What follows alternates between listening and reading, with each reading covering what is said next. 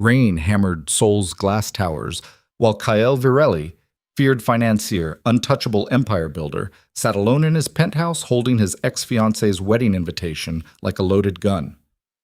3 weeks until Celeste married into old money.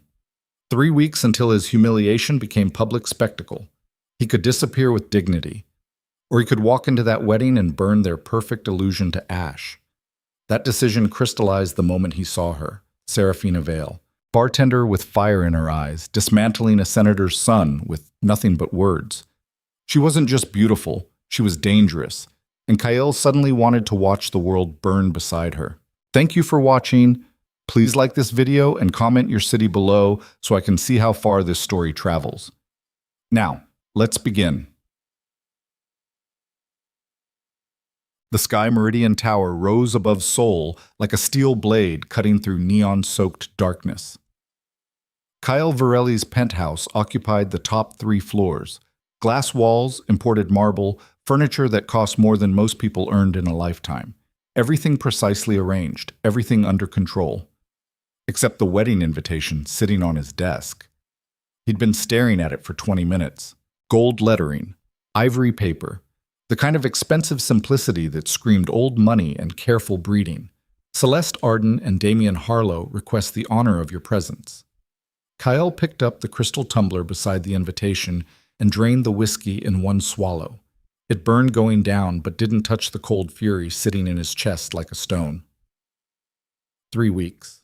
3 weeks until the woman who once wore his ring walked down an aisle toward a man whose family wealth made Kael's empire look like pocket change. He should throw the invitation away. Ignore it. Move forward like the calculated strategist everyone believed him to be. Instead, he slid the card into his jacket pocket and stood. The rain outside intensified, turning the city below into a blurred watercolor of light and shadow. Kael watched it for a moment, then grabbed his coat and walked out. The underground wasn't listed on any tourist maps.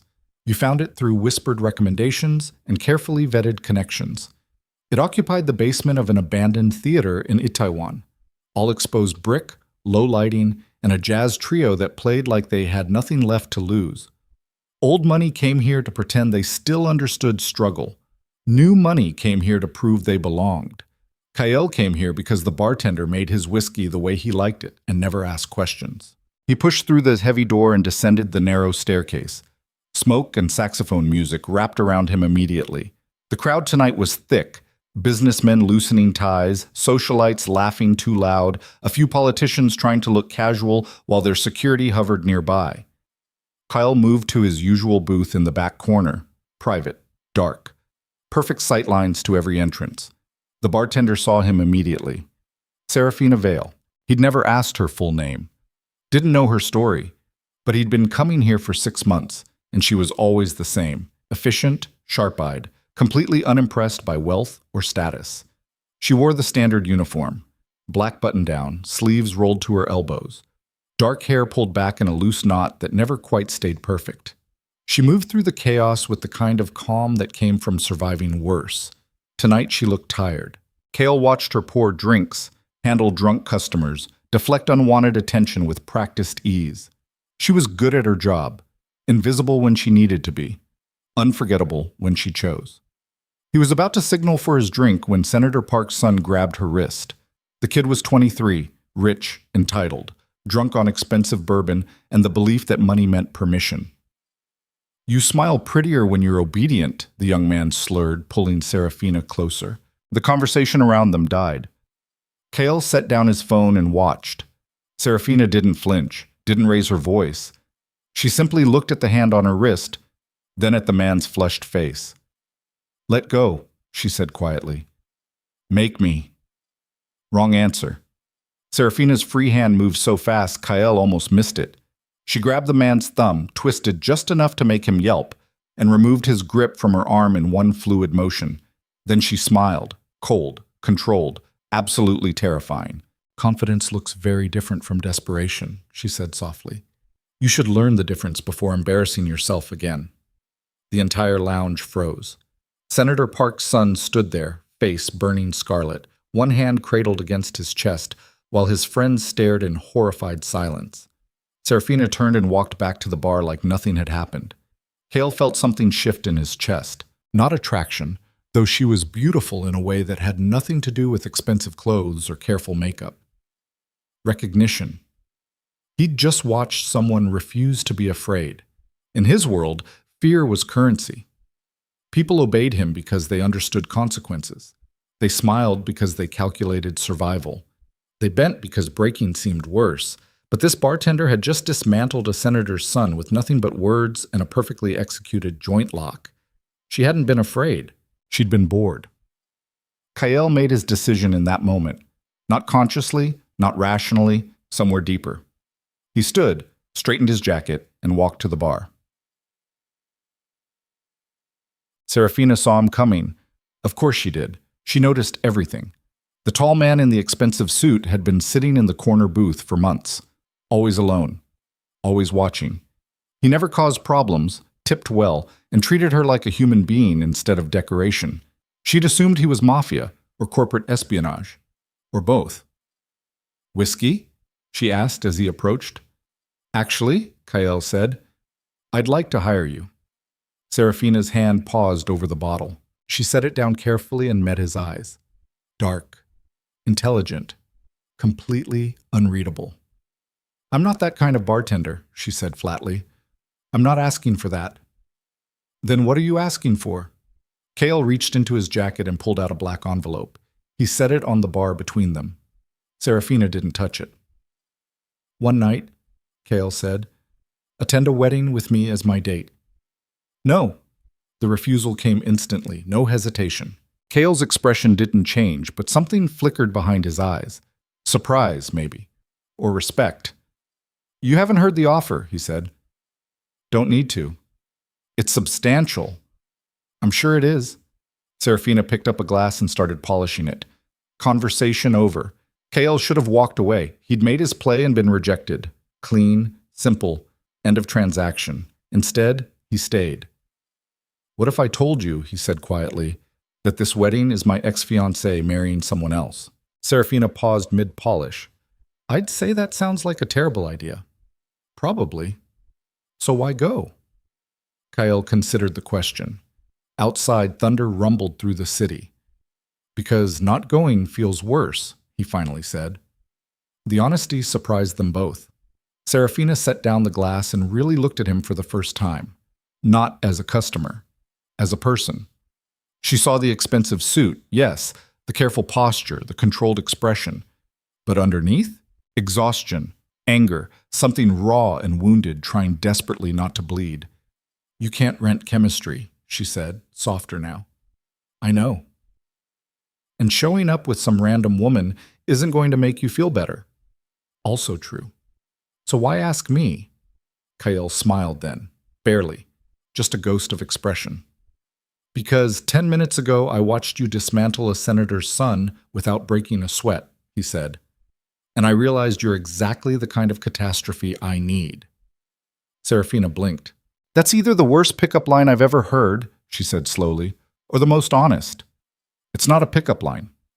"Then what is it?" Kyle slid the envelope closer. "It's a business proposition. One night. Pretend to be my partner at a wedding. Help me survive it with some dignity intact." "What's in the envelope?" "Enough money to cover your rent for a year." Serafina's breath caught. She tried to hide it, but Kyle saw. The flicker of shock. The quick calculation. The way her fingers twitched toward the envelope before she stopped herself. Money like that changed things. Money like that solved problems. "There's always a catch," she said carefully. "No catch. Everyone has a catch." "Fair." Kale straightened. "The catch is that I'm using you to make my ex-fiancée jealous. That the entire night will be performance. That you'll spend hours surrounded by people who will judge everything about you. Your clothes, your background, your right to exist in their world." The brutal honesty hung between them. Most men would have lied, made promises, wrapped the offer in pretty words. Kyle just laid it bare. Serafina appreciated that. She picked up the envelope, turned it over in her hands, then set it back down. "I'll think about it," she said. "The wedding is in 3 weeks. Then you'll have an answer before then." Kyle nodded slowly. He pulled out a business card, simple, black, just a phone number, and placed it next to the envelope. Call me when you decide. He turned to leave. Wait, Serafina said. Kael paused. What kind of man pays a stranger to attend his ex-fiancée's wedding? The question cut deeper than she probably intended. Kael looked back at her, expression unreadable. The kind that intends to survive it, he said quietly. Then he walked out into the rain. Serafina didn't call for 3 days. Kael didn't sleep much during those 3 days. He told himself it didn't matter, that he'd find someone else, that the entire plan was stupid anyway. But every time his phone buzzed, his heart jumped. Pathetic. He was negotiating a hostile takeover of a shipping company, restructuring debt portfolios worth hundreds of millions, managing security concerns across 4 countries, and he couldn't stop thinking about a bartender who might say no. On the 4th day, his phone rang. Unknown number. Kael answered on the 2nd ring. I have conditions, Serafina said without preamble. Relief flooded through him so fast he had to sit down. I'm listening, he managed. No lies about who I am. If someone asks, I tell the truth. I'm a bartender, I work at the underground, I'm not from money. Agreed. No treating me like property. I'm not arm candy. I'm not decoration. You don't make decisions for me. Understood.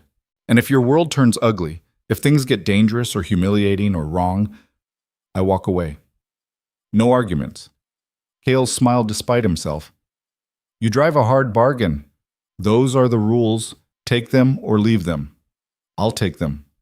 Silence on the line. Okay, Serafina finally said. When do we start? Musik. Preparation began the next evening. Kael sent a car for her. Nothing too flashy, just a black sedan with a driver who didn't ask questions. It picked her up after her shift and brought her to the Sky Meridian Tower. Serafina had never been inside a building this expensive. The lobby alone looked like a museum. Marble floors, crystal chandeliers, security that studied her carefully before waving her through to the private elevator. The elevator required a key card. The doors opened directly into Kael's penthouse. Serafina stepped out and stopped. Floor-to-ceiling windows wrapped around 3 sides of the space. Seoul spread below like a glittering ocean. The furniture was minimal, leather, steel, dark wood. Everything expensive, everything cold. No photos, no personal items, nothing that suggested a human being actually lived here. It's sterile, Serafina said before she could stop herself. Kael appeared from the kitchen carrying 2 glasses of wine. Yes, he agreed simply. He handed her a glass. Their fingers brushed. We need a story, he said, all business now. How we met. How long we've been together. Enough detail to survive interrogation. Serafina took a sip of wine. It was better than anything she'd ever tasted. You understand, these people will interrogate us. I've met rich people before. Not like this. Kael moved to the windows. These aren't just wealthy. They're legacy. Dynasties. Every conversation is a chess match. Every smile hides calculation. Sounds exhausting. It is. Serafina joined him at the window. They stood side by side, watching the city breathe. So how did we meet? She asked. Kael considered. The truth, mostly, he said. You were working. I was a regular customer. We started talking. And fell madly in love over whiskey and jazz? Something like that? Serafina laughed. It was a real laugh, sharp, genuine, completely without artifice. Kael realized he couldn't remember the last time he'd heard real laughter. They'll never believe it, she said. Why not? Because I'm a bartender and you're... She gestured at the penthouse. This. So? So people like you don't date people like me. Kael turned to face her fully. People like me, he said quietly, are usually too afraid to date anyone real. The honesty landed between them like a stone in still water. Serafina met his eyes. Is that what this is? She asked. You wanting something real? No, Kael admitted. This is revenge dressed up as dignity. But maybe for one night we can pretend something real is possible. Serafina should have walked away. The whole thing was messy, complicated, a disaster waiting to happen.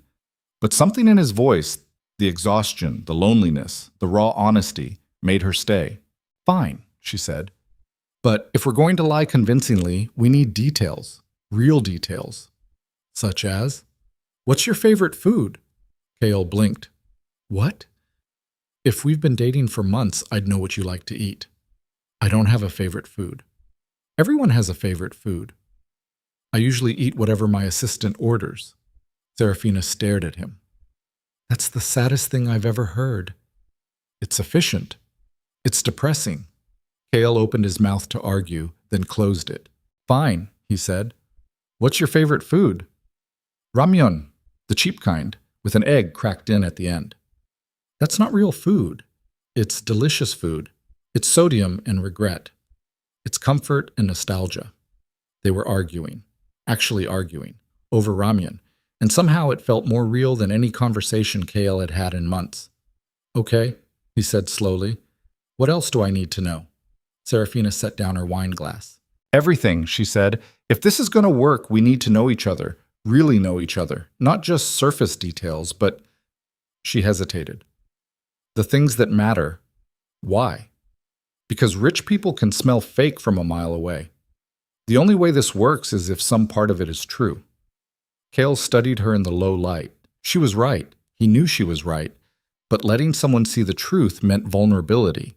And vulnerability meant weakness. And weakness meant— "I'll go first," Serafina said, cutting through his thoughts. She sat down on the leather couch, curling her legs beneath her. "I studied art history at university," she began. "Planned to work in museums, maybe curate eventually. Then my father got sick. The medical bills piled up. He died anyway. His debts became my debts. So I dropped out, started bartending, and haven't stopped working since." She said it matter-of-factly. No self-pity, just facts.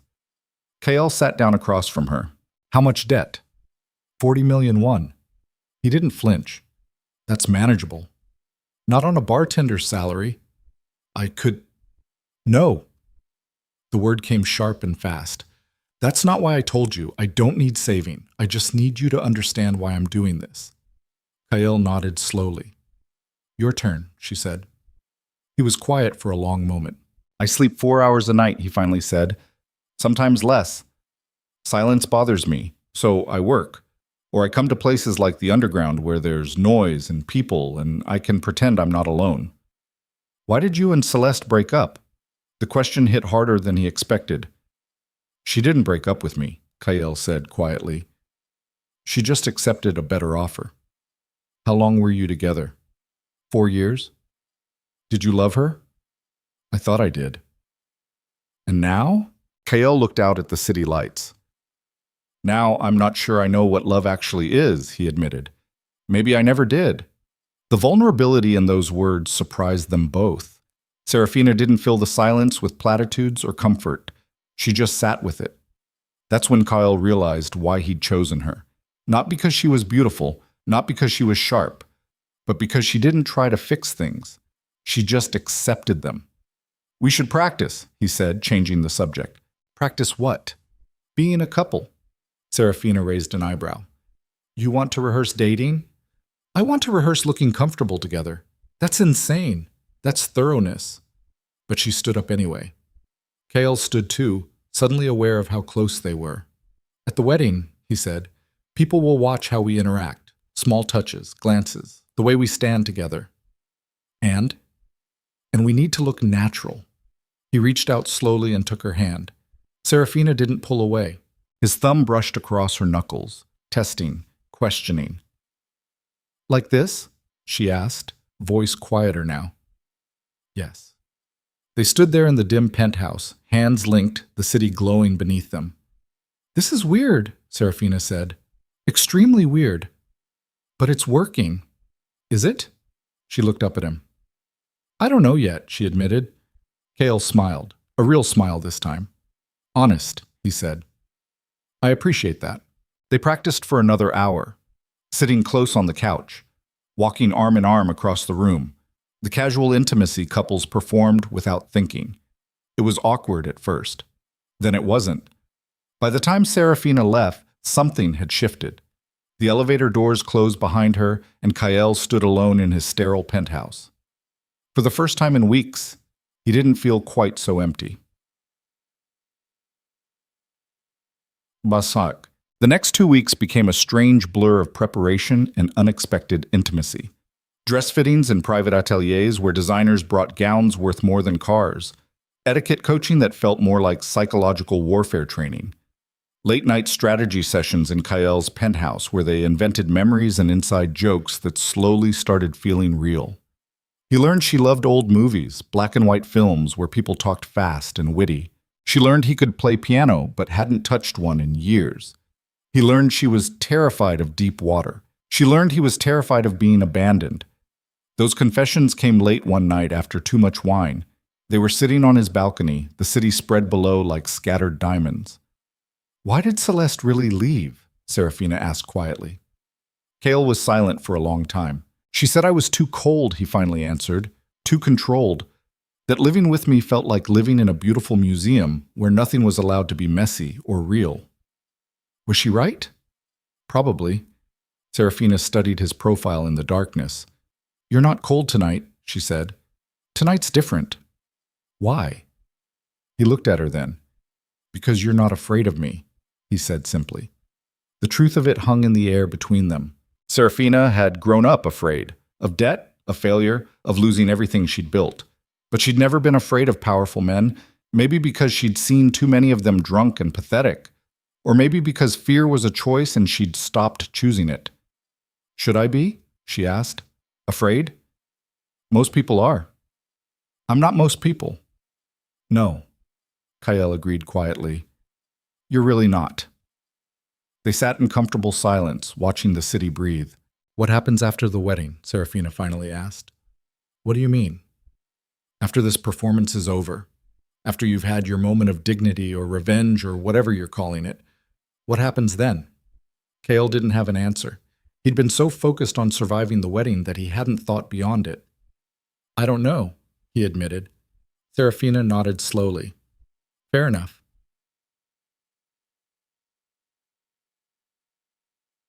5 days before the wedding, everything changed. Serafina came to the penthouse for their final dress fitting. The stylist had brought 3 options, all elegant, all expensive, all perfectly acceptable for a wedding at the Imperial Crescent Hotel. Pale blue silk, champagne lace, dove gray chiffon.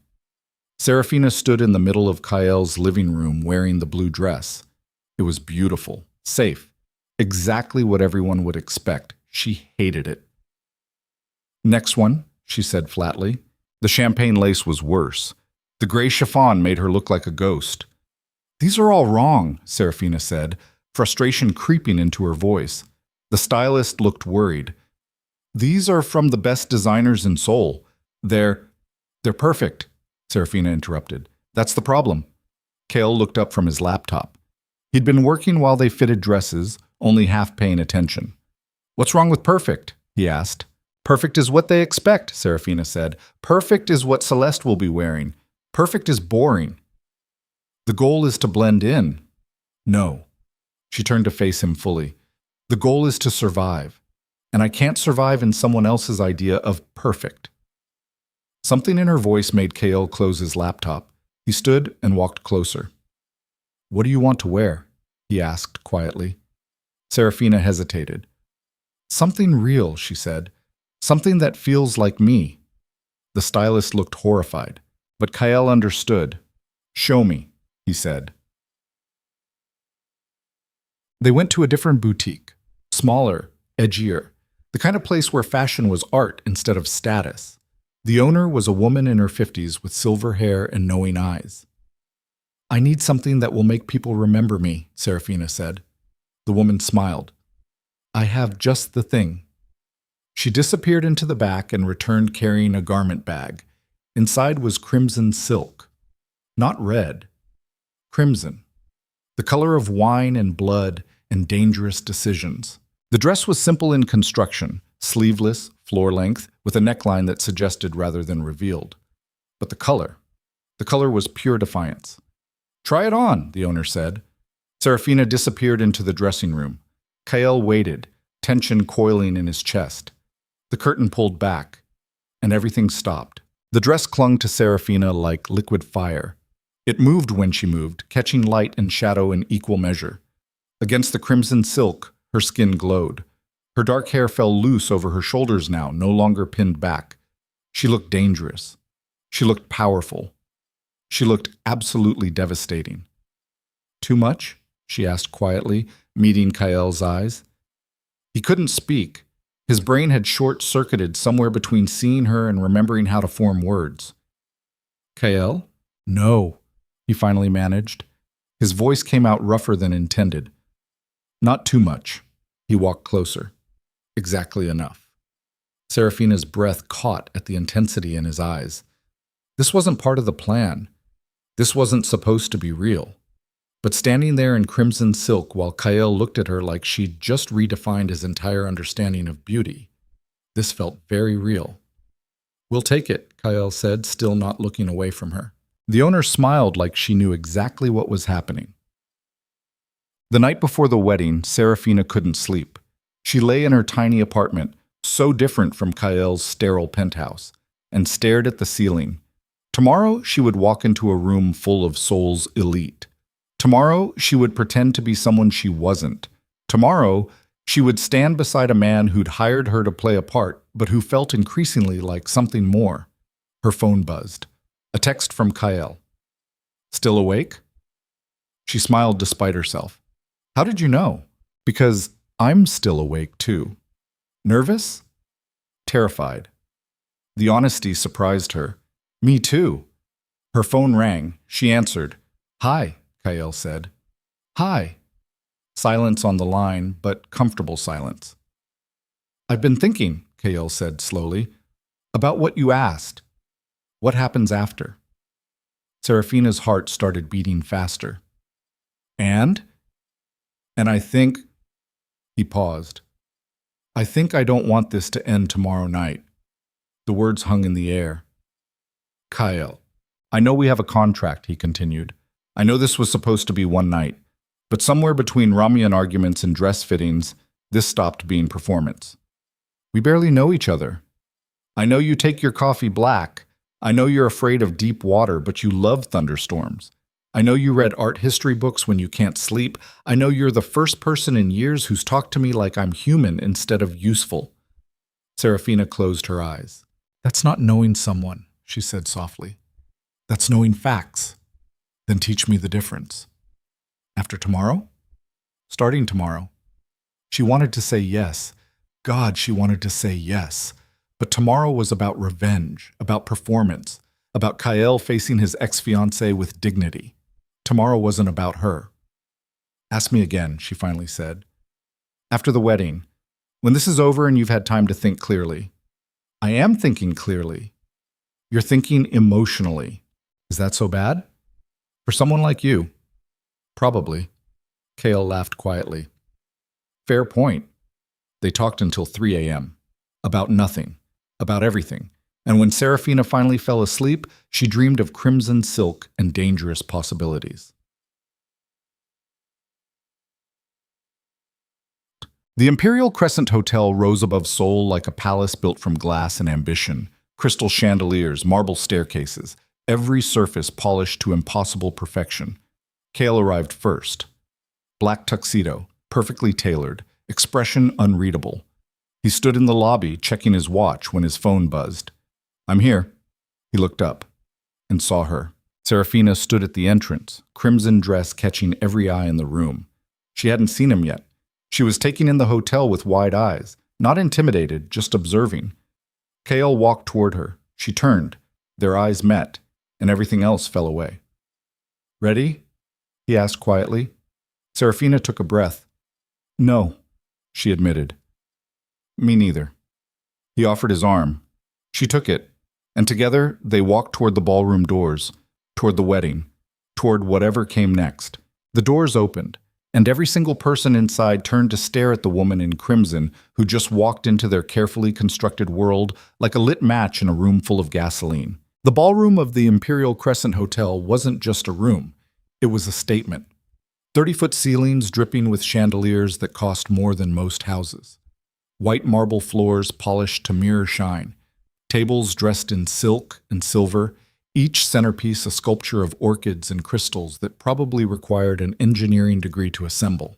And everywhere, Everywhere were people who'd spent their entire lives learning how to smile while calculating your worth. Serafina felt every single eye on her the moment she stepped inside. The crimson dress had been a choice, a deliberate choice. Now she was wondering if it had been a suicide. Kale's hand tightened slightly on her arm. Not possessive, reassuring. "Breathe," he murmured, so quietly only she could hear. "I am breathing." You stopped for about 10 seconds. Serafina forced air into her lungs and realized he was right. The whispers had already started. Low, vicious, spreading through the crowd like poison in water. Who is she? Where did she come from? That dress? Did you see? A woman in pale pink silk turned to her companion and didn't even bother lowering her voice. How desperate do you have to be to wear something that vulgar? Serafina's spine straightened. Ignore them, Kael said. I wasn't planning to acknowledge them. Good. They moved deeper into the ballroom. Every step felt like walking through hostile territory. People parted for Kael, they always did, but their eyes stayed locked on Serafina with the kind of curiosity usually reserved for car accidents and public humiliation. Then she saw the bride. Celeste Arden stood near the head table in a wedding dress that probably cost more than Serafina's yearly rent. White silk, delicate lace, a train that required 2 attendants. She looked like something out of a fairy tale, pale, perfect, untouchable. She was also staring directly at Serafina with an expression that could freeze blood. That's her, Serafina said unnecessarily. Yes. She's beautiful. She's expensive. Kael's voice was flat. There's a difference. Celeste started walking toward them. Serafina's heart kicked into overdrive. This was it. The moment they'd prepared for, the moment where the performance either worked or collapsed spectacularly. Celeste reached them with a smile that didn't touch her eyes. Kael, she said warmly, too warmly, you came. You invited me. I honestly didn't think you would. Here I am.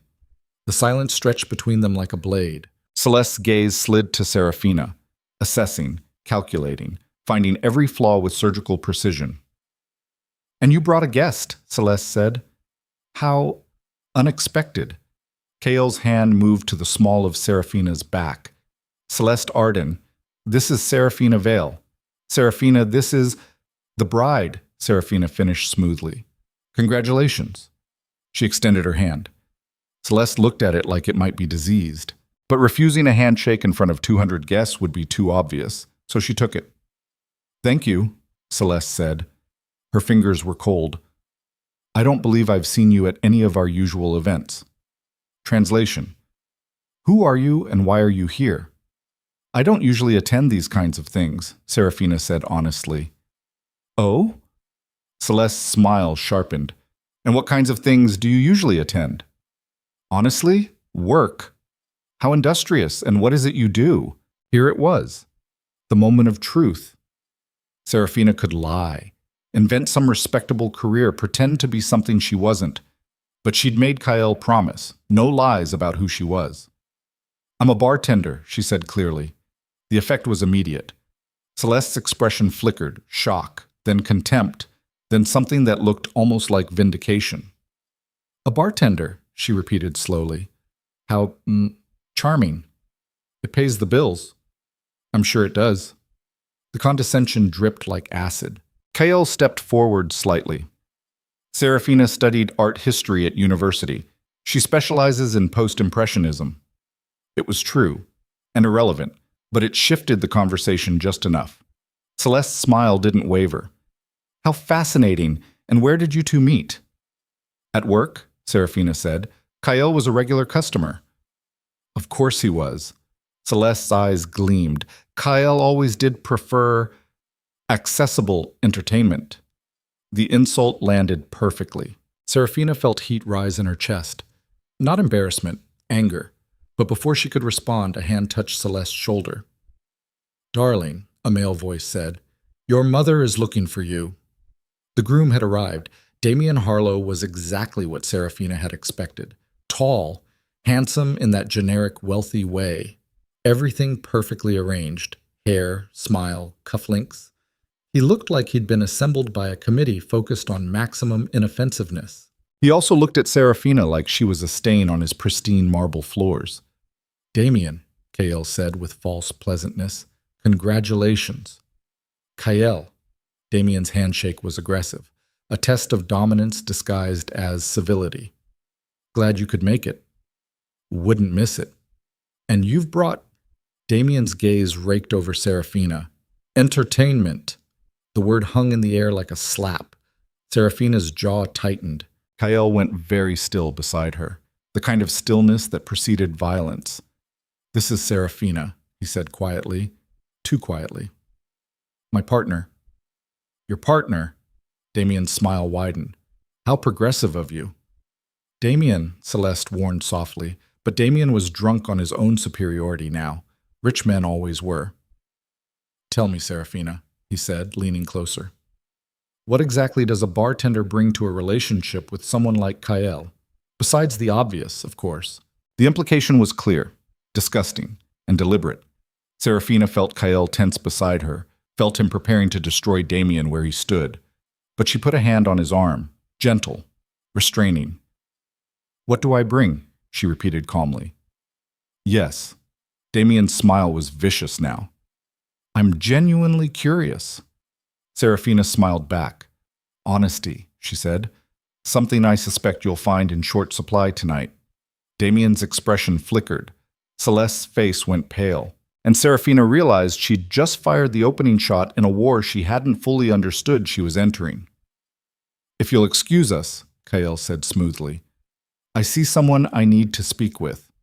He guided Serafina away before either of them could respond. They made it 3 steps before Serafina's legs started shaking. "You're trembling," Kael murmured. "Adrenaline." "That was stupid. I know." "I was going to say brilliant." Serafina looked up at him in surprise. Kael's expression was unreadable, but something dangerous glinted in his eyes. "You just declared war," he said quietly. "I hope you're ready for it." "Are you?" He smiled then, sharp and cold. "Absolutely."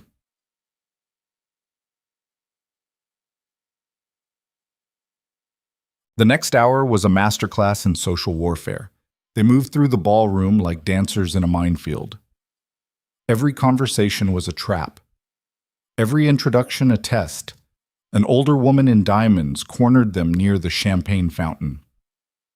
"So you're Kael's new friend," she said, the pause before friend, loaded with meaning. "I am," Serafina confirmed. "How refreshing. It's so rare to meet someone from outside our usual circles." Translation: "You don't belong here." "I like to think of it as bringing fresh perspective," Serafina said smoothly. The woman's smile tightened. "Of course. And what perspective does a bartender bring to high society?" "Usually, the perspective of watching rich people get drunk and say things they regret in the morning." The woman's face flushed. Kael coughed to hide a laugh. 3 minutes later, a businessman trapped them near the ice sculpture. "Kael," he said with false joviality, "I hear you've been diversifying your portfolio." "Always." The man's gaze slid to Serafina. "And your personal life as well, it seems." "My personal life is personal," Kael said flatly. Of course. The man took a drink. "But you have to admit, it's quite a departure from Celeste. One might even say, downward mobility." Serafina felt Kael go rigid beside her. "One might say," she interjected before Kael could explode, "that some people measure worth in bank accounts. Others measure it in character. Different priorities." The businessman blinked. "Are you suggesting—" "I'm not suggesting anything," Serafina said pleasantly. "I'm stating facts. How you interpret them says more about you than me." The man sputtered and walked away. "You're going to get us thrown out," Kael said quietly. "You're the one who wanted a catastrophe." "I did, didn't I?" "Having regrets?" Kael looked at her, really looked at her, in the soft light of the chandeliers. "Not even slightly."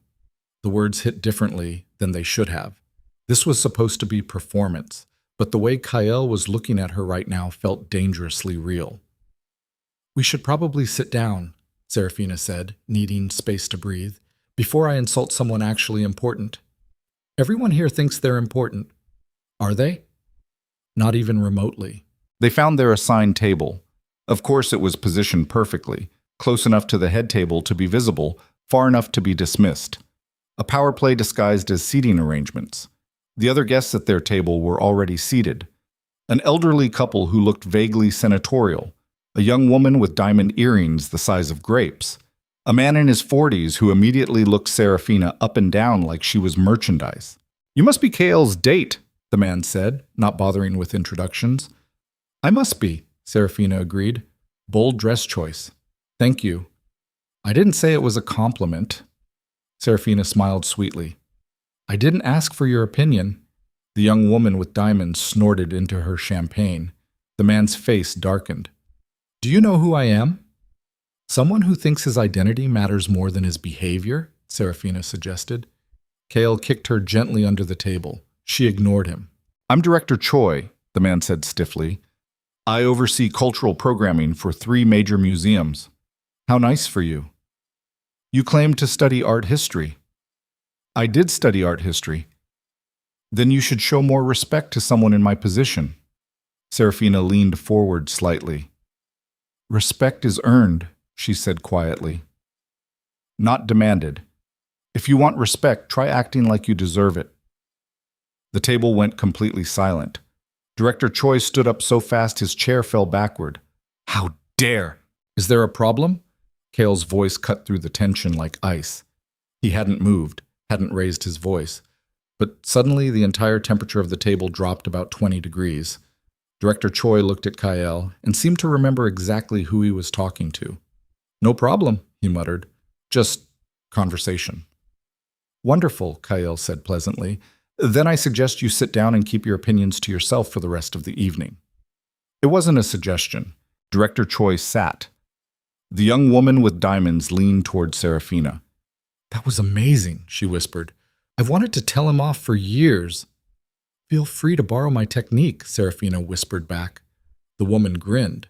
Maybe not everyone here was terrible. Dinner was announced. A 5-course meal that probably cost more per plate than Serafina spent on groceries in a month. She picked at the food mechanically. Her stomach was too tight to actually eat. Around them, conversations flowed. Business deals disguised as small talk. Alliances formed and broken over wine and smoked salmon. Kael barely touched his food either. "You okay?" Serafina asked quietly. "Fine." Liar. He looked at her. "I'm sitting 30 feet from my ex-fiancée watching her marry someone else. How okay am I supposed to be?" "Fair point. And you've already offended at least 6 important people." "Only 6? I must be losing my touch." Despite everything, Kael smiled. "You're impossible," he said. "You hired me to be impossible." "I hired you to survive this."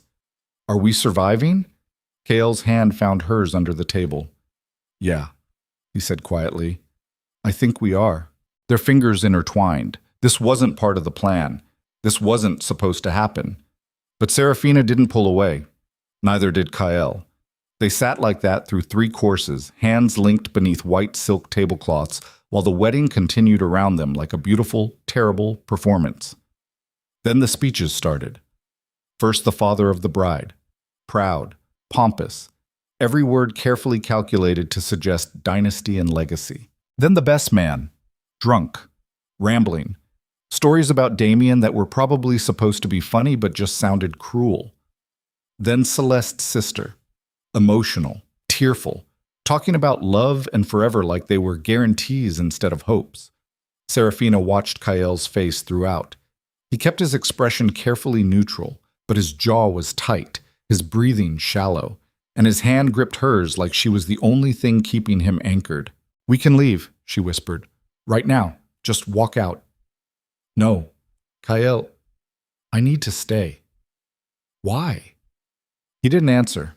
Couldn't answer, because the truth was complicated.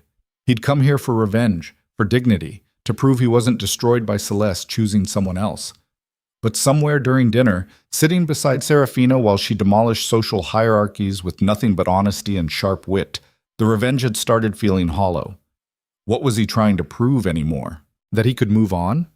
He'd already moved on. Not to someone else. To someone better. The master of ceremonies stepped up to the microphone. "And now," he announced, "we'll open the floor for toasts. Anyone who wishes to offer words of wisdom or congratulations to our happy couple, please feel free." A few people stood, distant relatives, business partners, each toast more generic than the last. Serafina shifted in her seat. Kyle felt her tension. "What?" he whispered. "Nothing. That's not nothing. What are you thinking?" "Something stupid." "How stupid?" She looked at him, really looked at him.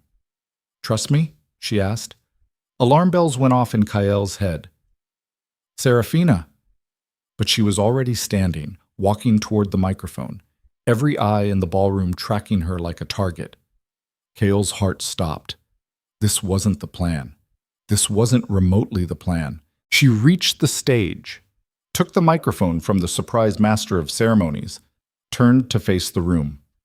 200 of Seoul's wealthiest, most powerful people stared back at her, waiting, judging, ready to tear her apart. Serafina smiled. "I don't know the bride and groom very well," she began. Her voice was steady, clear, carrying to every corner of the massive ballroom. "But I know something about beautiful things." Celeste's expression flickered with confusion. Damien looked annoyed. Kale couldn't breathe. "People spend fortunes creating perfection," Serafina continued. "Perfect weddings, perfect reputations, perfect photographs that will hang on walls and gather dust in albums nobody looks at." Murmurs rippled through the crowd. This wasn't a normal toast. "But perfection is fragile," Serafina said, her gaze moving across the room. "The moment truth touches it, it cracks. Like glass, like ice, like every lie we tell ourselves to feel better about the choices we make." The ballroom had gone completely silent. You could hear crystal touching china, breath held in expensive lungs. "A real partnership," Serafina said softly, "isn't built on appearance. It's built on loyalty when nobody's watching, on honesty when it's inconvenient, on choosing each other when there's nothing to gain except the person standing beside you." She looked directly at Celeste now. "So tonight, I hope your marriage survives beyond performance, beyond status, beyond whatever version of yourselves you sell to the world." Celeste's face had drained of all color. Damien looked like he wanted to commit violence, and Kale realized what Serafina had just done. She hadn't toasted the couple. She'd exposed them, elegantly, brutally, completely. Serafina raised her champagne glass. "Because eventually," she said, her voice carrying to every corner of the room, "every mask slips, every performance ends, and all that's left is the truth of who you really are." She smiled. "Congratulations." Then she drank, set down the glass, and walked off the stage like she hadn't just detonated a bomb in the middle of Seoul's social elite. The silence that followed felt apocalyptic. No applause, no movement, just hundreds of wealthy people sitting in shocked silence, realizing they'd all been called out without a single direct accusation being spoken. Serafina walked back to the table. Kale stared at her. "What did you just do?" he breathed. "Something stupid," she said. "Like I warned you." That was, career suicide, social annihilation, the stupidest thing I've ever done? I was going to say extraordinary. Their eyes met. And in that moment, surrounded by hostile silence and brewing scandal, Kyle Varelli realized he was completely gone. This wasn't performance anymore. This wasn't revenge. This was real, terrifyingly, catastrophically real. "We should probably leave," Serafina said. "Probably. Before they throw us out. Or arrest us." "Do you think they can arrest us for that?" "I have no idea." They stood simultaneously, started walking toward the exit, made it maybe 10 steps before Damien appeared in front of them. His face was scarlet with rage, his hands clenched into fists. "You think you're better than us?" he hissed, close enough that Serafina could smell the whiskey on his breath. "You think you can come here and judge us?" "I don't think I'm better than anyone," Serafina said calmly. "I just think I'm honest about who I am." "You're a bartender," Damien spat.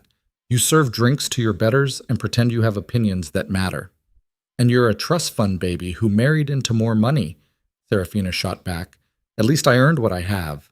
Damien lunged forward. Kyle moved faster. He stepped between them so quickly Serafina barely registered the movement. One hand caught Damien's wrist mid-grab, the other pressed against his chest, stopping him cold. "Touch her," Kael said quietly, "and I will end you." The words were soft. The threat was absolute. Damien looked into Kael's eyes and saw something that made him go pale. Not anger. Something colder. More dangerous. The promise of complete destruction. "This isn't over," Damien said, trying to salvage some dignity. "Yes," Kael said. "It is." He took Serafina's hand, and together they walked through the ballroom doors, leaving behind the wreckage of a perfect wedding and the beginning of something neither of them fully understood yet. The hotel lobby was empty. Most guests were still in the ballroom, processing what had just happened. Serafina's hand started shaking the moment they stepped outside. "I can't believe I did that," she said. "I can't either." "Are you angry?" Kael stopped walking, turned to face her. "Angry?" he repeated. "Serafina, that was the most incredible thing I've ever seen. I humiliated them. You exposed them. I ruined their wedding. You told the truth. Same thing in their world." "Good." Serafina stared at him. "You're really not angry?" "I'm in awe," Kael said honestly. "I brought you here to survive. You turned it into a revolution. A very small revolution. Still counts." They stood in the empty lobby, the muffled sounds of scandal drifting from the ballroom behind them. "What happens now?" Serafina asked. Before Kael could answer, his phone buzzed. He pulled it out, read the message. His expression went completely blank. "What?" Serafina asked. "What is it?" Kael looked up at her. "Celeste wants to talk," he said. "Alone. In 10 minutes. The garden terrace." "That's a trap." "Probably." "You shouldn't go." "I have to." "Why?" Kael was quiet for a moment. "Because there are things I need to say," he finally admitted. "Things I should have said 4 years ago." Serafina's chest tightened. "Okay," she said. "Wait for me." "Where?" He handed her a key card. "My car. Driver will take you there. I'll find you after." Kael, 10 minutes, he promised. That's all. Then he kissed her, quick, gentle, on her forehead. And before Serafina could process what had just happened, he was walking away toward the garden terrace, toward Celeste, toward whatever closure or catastrophe waited there. Serafina stood alone in the lobby, holding a keycard that suddenly felt very heavy, wondering if she'd just made the biggest mistake of her life by letting him go. The garden terrace was empty except for Celeste. She'd changed out of her wedding dress into something simpler, a white cocktail dress. Her hair down. She looked younger this way, more like the girl Kael had fallen in love with years ago. "You came," she said when she saw him. "You asked." "I wasn't sure you would." Kael stopped a few feet away, maintaining distance. "What do you want, Celeste?" She laughed bitterly. "Straight to the point. You never were good at small talk. I never saw the point." "No, you never did." They stood in uncomfortable silence. The sounds of the city hummed around them. Traffic, music, life continuing despite everything. "She's nothing like me," Celeste finally said. "I know. She's sharp, dangerous, completely inappropriate. I know. And you're in love with her." The words hit Kael like a physical blow. "I don't—" "Yes, you do." Celeste's smile was sad. "I saw the way you looked at her, the way you protected her. You never looked at me like that." "That's not true." "It is." Celeste moved closer. "I loved you, Kael. I really did. But I was never strong enough to be loved by you. You needed someone who could match you, challenge you, stand beside you instead of behind you. You could have—" "No, I couldn't." She touched his arm gently. "I chose safety over passion, security over risk, and I've regretted it every single day since." Kyle stared at her. "Then why marry Damien?" "Because he's what my family wanted, what society expected. Because I'm not brave enough to choose differently." "Celeste." "But you are," she interrupted. "You're brave enough to bring a bartender to my wedding, to let her destroy our careful illusions, to fall in love with someone completely inappropriate. I'm not. Stop lying. Celeste's eyes were wet now. You're in love with her, and she's in love with you. Anyone with eyes can see it. The truth of it crashed over Kael like a wave. She was right. Somewhere between Ramian arguments and dress fittings, and crimson silk and brutal honesty, he'd fallen completely, irrevocably in love with Serafina Vale. I came here for revenge, he said quietly. I know.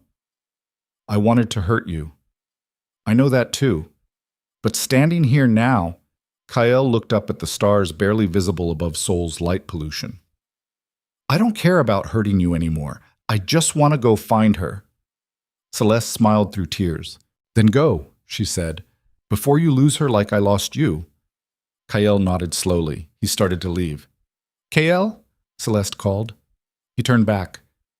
She's good for you, Celeste said softly. Don't let her go. I won't. Promise me. I promise. Then he walked away from his past and toward whatever terrifying, beautiful future waited with a woman in crimson silk who just burned down his entire world. The car was parked in the hotel's private garage. Kael found it easily. Black, expensive, windows tinted. He opened the back door. Empty. His heart stopped. Sir? The driver looked back. Miss Vale asked me to give you this. He handed Kael an envelope. Kael ripped it open with shaking hands. Inside was a note. Serafina's handwriting. Rushed. Messy. I'm sorry. This was a mistake. You need time to figure out what you really want. The money's in your penthouse. Thank you for everything. S. Below it was the key card he'd given her. Kael read the note 3 times. Then he crumpled it in his fist. Where did she go? He demanded. She took a taxi, sir. Didn't say where. Kael pulled out his phone, called her number. It rang, and went to voicemail. Serafina, he said, voice rough. I don't know where you went, but I'm going to find you. And when I do, we're going to talk about this. About us. About everything. Don't run from this, please. He hung up, stared at his phone, and realized that everything he'd been trying to hold together had just come completely apart. The revenge was over. The performance was done. But the real story, the one that actually mattered, was just beginning, and Kael Varelli had no idea how to write it. Serafina sat in the back of a taxi heading nowhere in particular. Her hands were still shaking. The crimson dress felt too tight now, like armor she no longer wanted to wear. She'd run. Walked away from the hotel while Kael talked to Celeste, grabbed a taxi and just left. Because standing in that lobby holding his key card, she'd realized something terrifying. This wasn't performance anymore. She'd actually fallen for him. For Kael Varelli, feared financier, impossible man, someone so far outside her world it was laughable. And that scared her more than any wedding full of hostile elites. Because people like Serafina didn't get happy endings with people like Kael. They got used. They got hurt. They got left behind. So she'd run. Like a coward. Like someone who'd spent her entire life learning that the only person you could rely on was yourself. Her phone buzzed. Kael's name lit up the screen. She let it ring, watched it go to voicemail, then listened to his message with tears streaming down her face. I don't know where you went, but I'm going to find you. She wanted to call him back, wanted to believe this could work, but belief required bravery. And tonight, Serafina had run out. Where to, miss? The taxi driver asked. Serafina looked out at Seoul racing past, neon and darkness, wealth and poverty, everything tangled together in impossible knots. Just drive, she whispered, and the city swallowed her whole. Kael didn't sleep.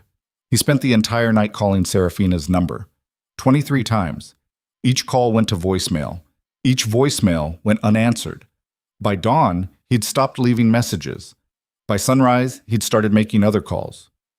I need you to find someone, he told his head of security, a former military intelligence officer who'd spent 15 years tracking people who didn't want to be found. Name? Serafina Vale. Last known location was the Imperial Crescent Hotel around midnight. What am I looking for? Everything. Where she lives, where she works, anyone she knows, bank accounts, phone records, traffic cameras. I want her found within 6 hours. There was a pause on the line.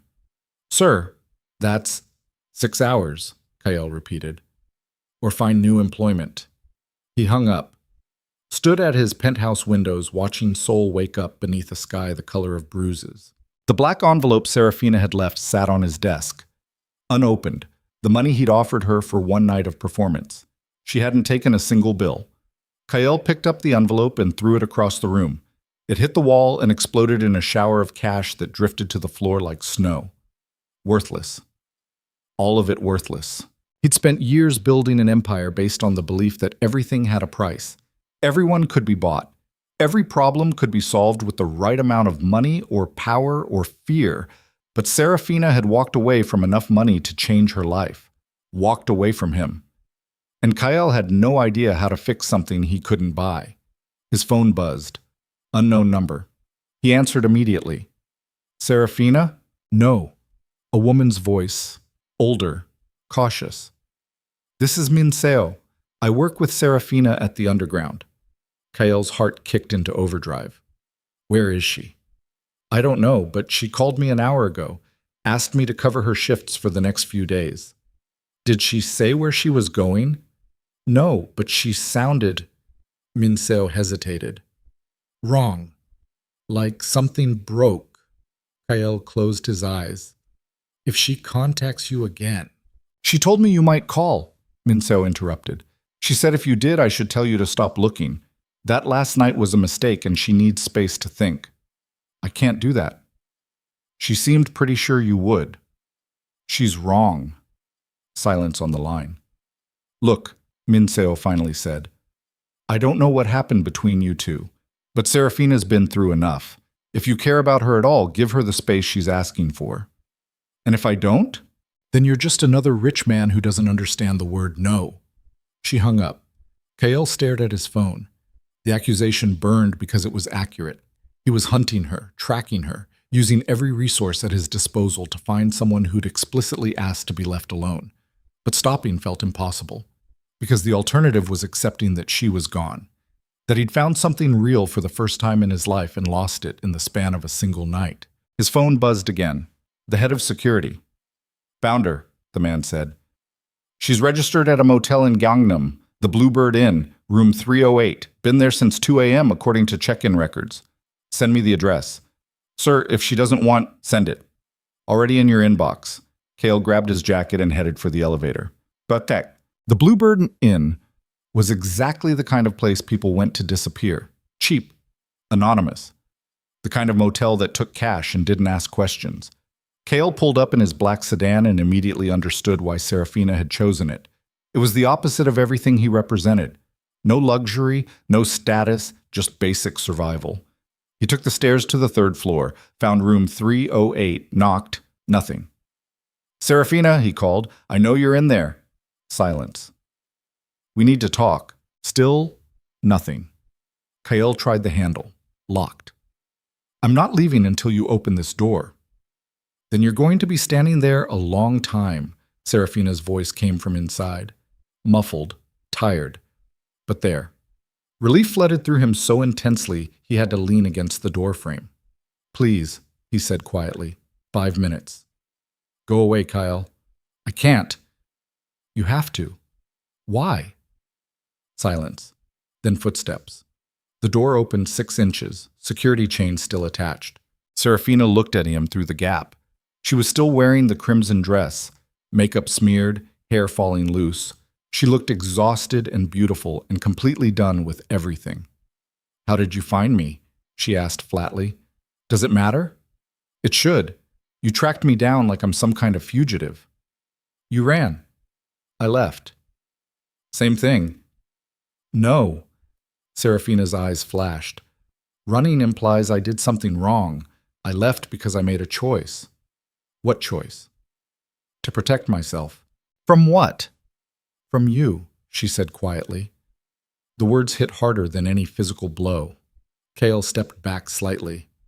I don't understand, he managed. I know you don't. Serafina's laugh was bitter. That's the problem. Then explain it to me. You really want to do this? Right now? In a motel hallway? I want to do this anywhere you'll let me. She stared at him for a long moment, then unhooked the chain and opened the door fully. 5 minutes, she said. Then you leave and don't come back. Kael stepped inside. The room was tiny. One bed, one chair, a bathroom visible through an open door. The crimson dress lay across the bed like shed skin. Serafina had changed into jeans and a t-shirt, barefoot, no makeup, looking more like herself than she had all night. Talk, she said, crossing her arms.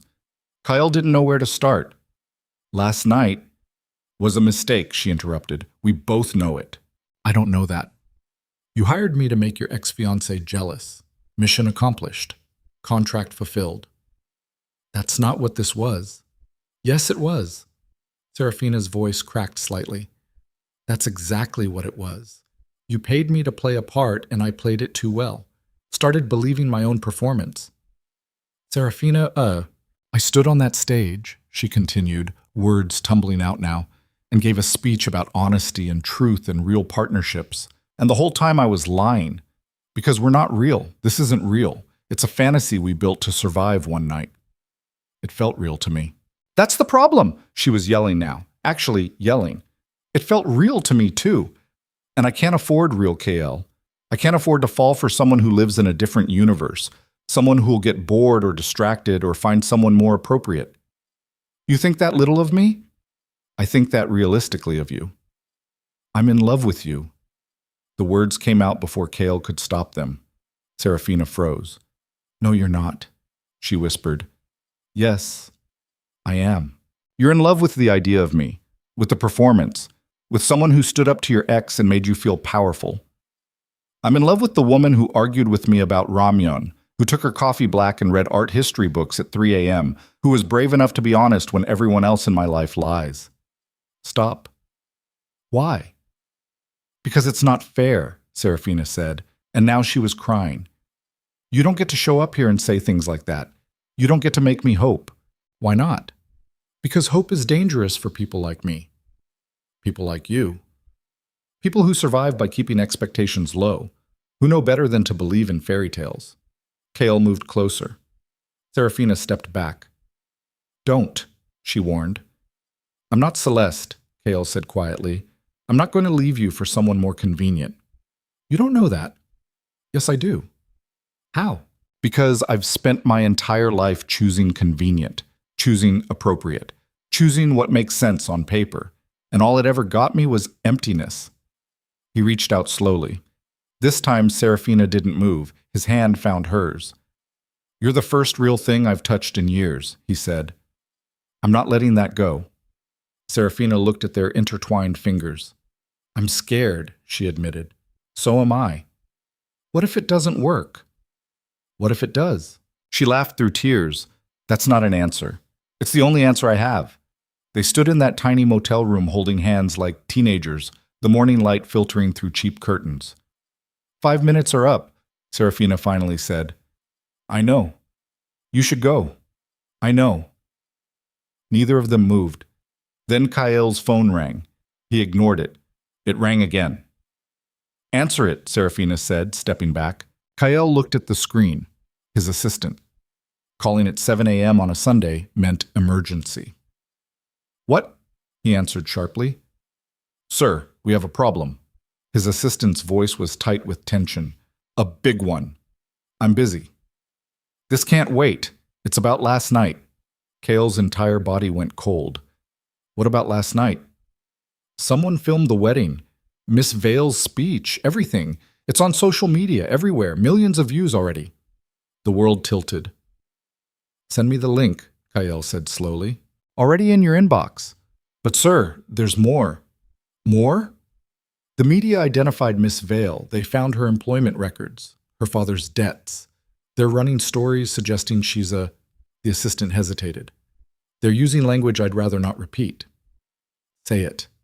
They're calling her a social climber, an opportunist, suggesting she manipulated you to access your wealth. Silence. Kael's hand tightened around the phone so hard the case cracked. Who started the story? The initial post came from several accounts associated with the Harlow family. Of course, Damien's revenge, quick and vicious and aimed precisely where it would cause maximum damage. Issue a statement, Kyle said, immediately, refuting every accusation. Make it clear that anyone spreading false information about Serafina Vale will face legal action. Sir, that might make things worse, drawing more attention. I don't care. Do it. He hung up, looked at Serafina. She was watching him with an expression he couldn't read. What happened? She asked quietly. Cale didn't want to tell her, wanted to protect her from what was coming, but she'd asked for honesty. So he handed her his phone with the video already loaded. Serafina watched herself give the toast, watched the crowd's reaction, read the comments scrolling beneath. Who does she think she is? Gold digger trash? Kyle Varelli's revenge hookup. Someone should teach her to stay in her lane. The comments got worse from there. Much worse. Serafina's face went completely blank. She handed back the phone without a word. I'm handling it, Kyle said quickly. My legal team is already... They found my father's debts, she interrupted. That doesn't matter. They're calling me a social climber. They're wrong. Are they? Serafina looked at him with something broken in her eyes. I took money to attend a wedding with you. That's literally the definition. You took money for a job. That's different. Not to them. I don't care what they think. But I do. Serafina's voice cracked. I have to live in the real world, Kyle. The one where reputation matters. Where being called a gold digger on national media means I lose my job, lose my apartment, lose everything I've spent years building. I'll protect you. You can't. Watch me. You don't understand. She was crying again now. This is my nightmare. Having my private life exposed, my father's mistakes dragged out for entertainment, being judged by people who've never struggled for anything. Kyle's phone started ringing, then buzzing with messages, then ringing again. He silenced it completely. Come stay at my place, he said, until this blows over. That'll make it worse.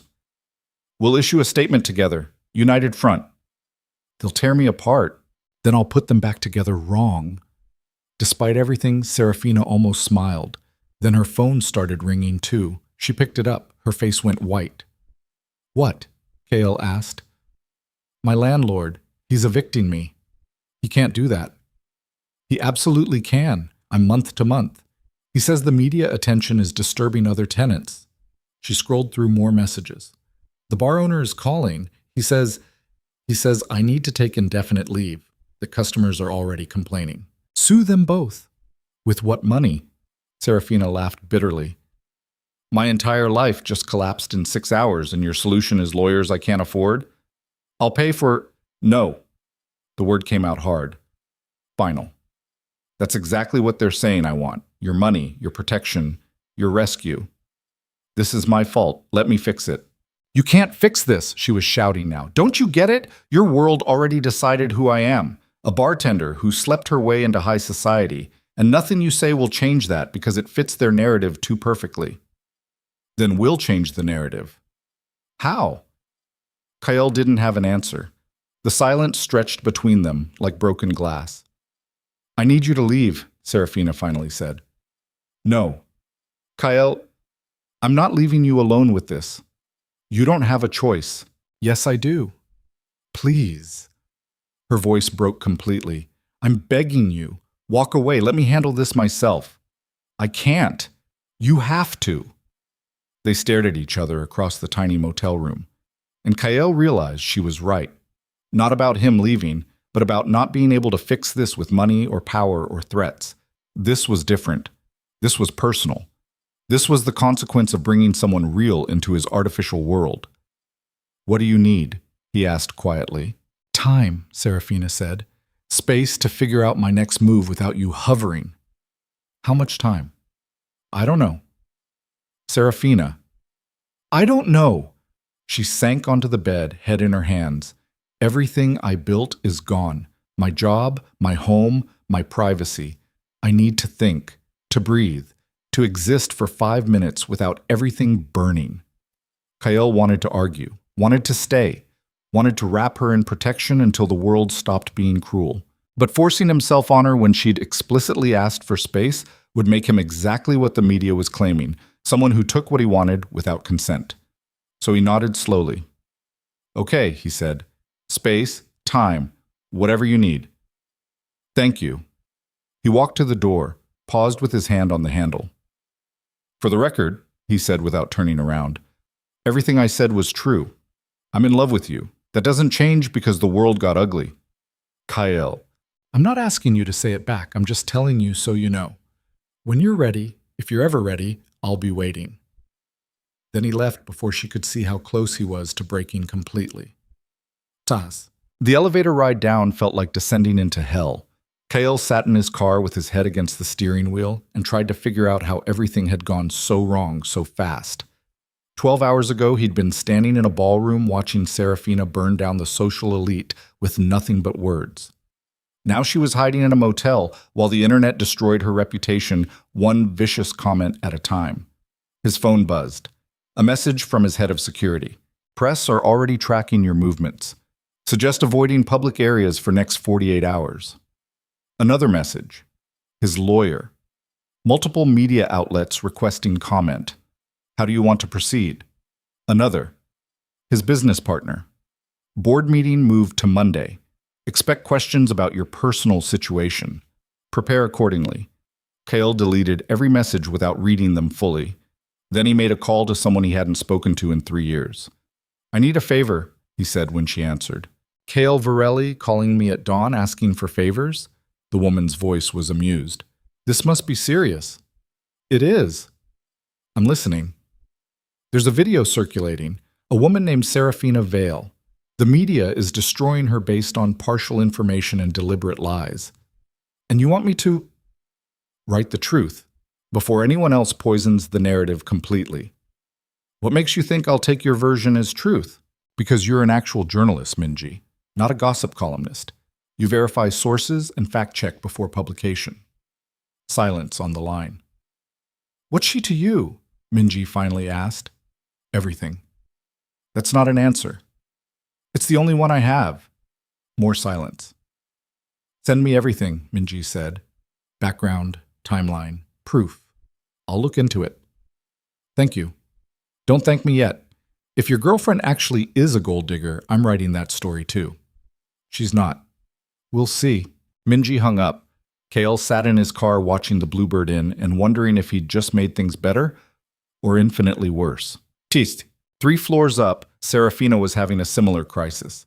She'd spent the last 20 minutes reading comments on social media. Big mistake. The internet had opinions. Lots of them. None kind. She's using him for money, obviously. Poor Kyle.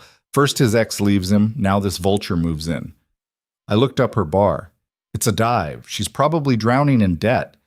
Bet she planned this whole thing. Got hired to embarrass the wedding, then trapped a rich man. Each comment cut deeper than the last, because buried in the cruelty were kernels of truth that hurt worse than lies. She had taken money to attend the wedding. She was drowning in debt. She had embarrassed Celeste and Damien publicly.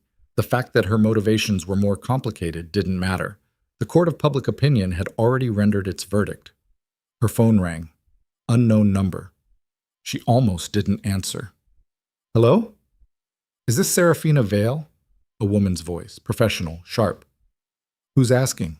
My name is Park Minji. I'm an investigative journalist.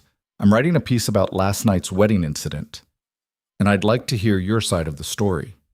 Serafina's entire body went cold. No comment. I understand you're overwhelmed, but right now the only narrative is the one the Harlow family is pushing. If you don't speak up, that becomes the permanent record. I said no comment. Miss Vale, I'm offering you a chance to tell the truth. The truth? Serafina laughed bitterly. The truth is complicated. It doesn't fit in a headline, and anything I say will be twisted to confirm whatever story you've already decided to write. That's not how I work. That's how all journalists work. Try me. Serafina should hang up, should refuse to engage, but Minji had a point. Silence meant accepting the Harlow family's version of events, meant letting herself be defined by their revenge. Okay, she said slowly, but I have conditions. I'm listening. Everything is on the record. You print exactly what I say. No selective editing, no creative interpretation. Agreed. And you verify everything with independent sources before publication. That's standard practice. Prove it. Minji was quiet for a moment. What happened last night? She finally asked. So Serafina told her. Everything. The contract with Kyle, the preparation, the wedding, the toast. She told the truth about being hired, about falling for him anyway, about the speech not being planned revenge but spontaneous honesty. She told Minji about her father's debts, her dropped university education, her work at the underground. She didn't hide anything, because hiding felt like accepting shame for existing. Minji listened without interrupting. When Serafina finished, the journalist was quiet for a long moment. That's quite a story, she finally said. It's the truth. And you can prove it? The contract? The timeline? I can prove I'm a bartender. I can prove I work at the underground. I can prove my father died in debt. The rest is my word against theirs. Your word matters. Does it? Serafina's laugh was hollow. I'm nobody. They're dynasty. Who do you think people will believe? The one telling the truth. That's naive. Maybe, Minji paused, or maybe people are tired of dynasties getting away with cruelty. Don't make me into some kind of hero, Serafina warned. I'm not. I took money for a job. I embarrassed a bride at her own wedding. I'm messy and complicated and far from perfect. Good, Minji said. Perfect is boring. Messy is human. When does your article run? Tomorrow morning, front page of the digital edition. Serafina's stomach dropped. That fast? The story is already breaking. If I wait, I'm just adding to the noise. And if this makes everything worse, then at least you controlled your own narrative. They hung up. Serafina sat on the motel bed staring at her phone. She'd just gambled everything on a journalist she'd never met. Either Minji would write a fair piece that might salvage Serafina's reputation, or she'd twist the interview into more ammunition for the internet's cruelty. No way to know which until tomorrow morning. That night, Kyle didn't go home. He drove aimlessly through Seoul's streets while his phone exploded with messages he didn't read. By midnight, he found himself at the underground. The bar was closed, dark, empty. He sat in his car outside and remembered the first time he'd seen Serafina. 6 months ago. He'd been drowning in contracts and hostile acquisitions, and the kind of loneliness that came from being feared instead of known. He'd stumbled into the underground looking for white noise and expensive whiskey. Instead, he'd found her, sharp-eyed and unimpressed, moving through chaos with practiced calm, treating him like a customer instead of a conquest. He'd come back every week after that, not because the whiskey was particularly good, but because for 1 hour a week, he could sit in the corner and watch someone be genuinely, uncomplicatedly themselves. Now that bar was dark. Serafina was hiding in a motel, and Kyle had no idea how to fix any of it. His phone buzzed. A message from Minji. Interview with S. Vale completed. Article runs tomorrow, 6 a.m. Thought you'd want advance notice. Relief and terror flooded through him simultaneously. Serafina had talked to the press, without telling him, without asking for help. Handling her own crisis because that's what she'd always done, survived alone. Kale wanted to be angry that she'd shut him out. Instead, he felt something closer to pride. She was fighting back, on her own terms, with her own voice, even if it meant risking everything. His phone buzzed again. This time Celeste. I heard about the media situation. I'm sorry. This wasn't supposed to happen. Kale stared at the message for a long time, then typed back, yes, it was. Damien wanted revenge. You let him. 3 dots appeared, disappeared, appeared again. You're right. I should have stopped him. I didn't. I'm sorry. Apologies don't undo damage. I know. But for what it's worth, she was good for you. Better than I ever was. Past tense? Present tense is up to you. Don't lose her the way you lost me. I'm trying not to. Try harder. Celeste stopped responding after that. Kale sat in the darkness outside the underground and made a decision. Tomorrow morning, Minji's article would run. The world would read Serafina's side of the story. And whatever happened after, whether the narrative shifted or the cruelty intensified, Kyle would be ready, not to rescue her, but to stand beside her, whether she wanted him there or not. Dawn came too quickly. Serafina woke up in the motel room to 17 missed calls and a text from Minji. Article is live. Brace yourself. Her hand shook as she opened the link. The truth behind the viral wedding toast, a conversation with Serafina Vale. The article was long, detailed, fair. Minji had included everything: the contract, Serafina's background, direct quotes from the interview, independent verification of her employment, and her father's medical debt.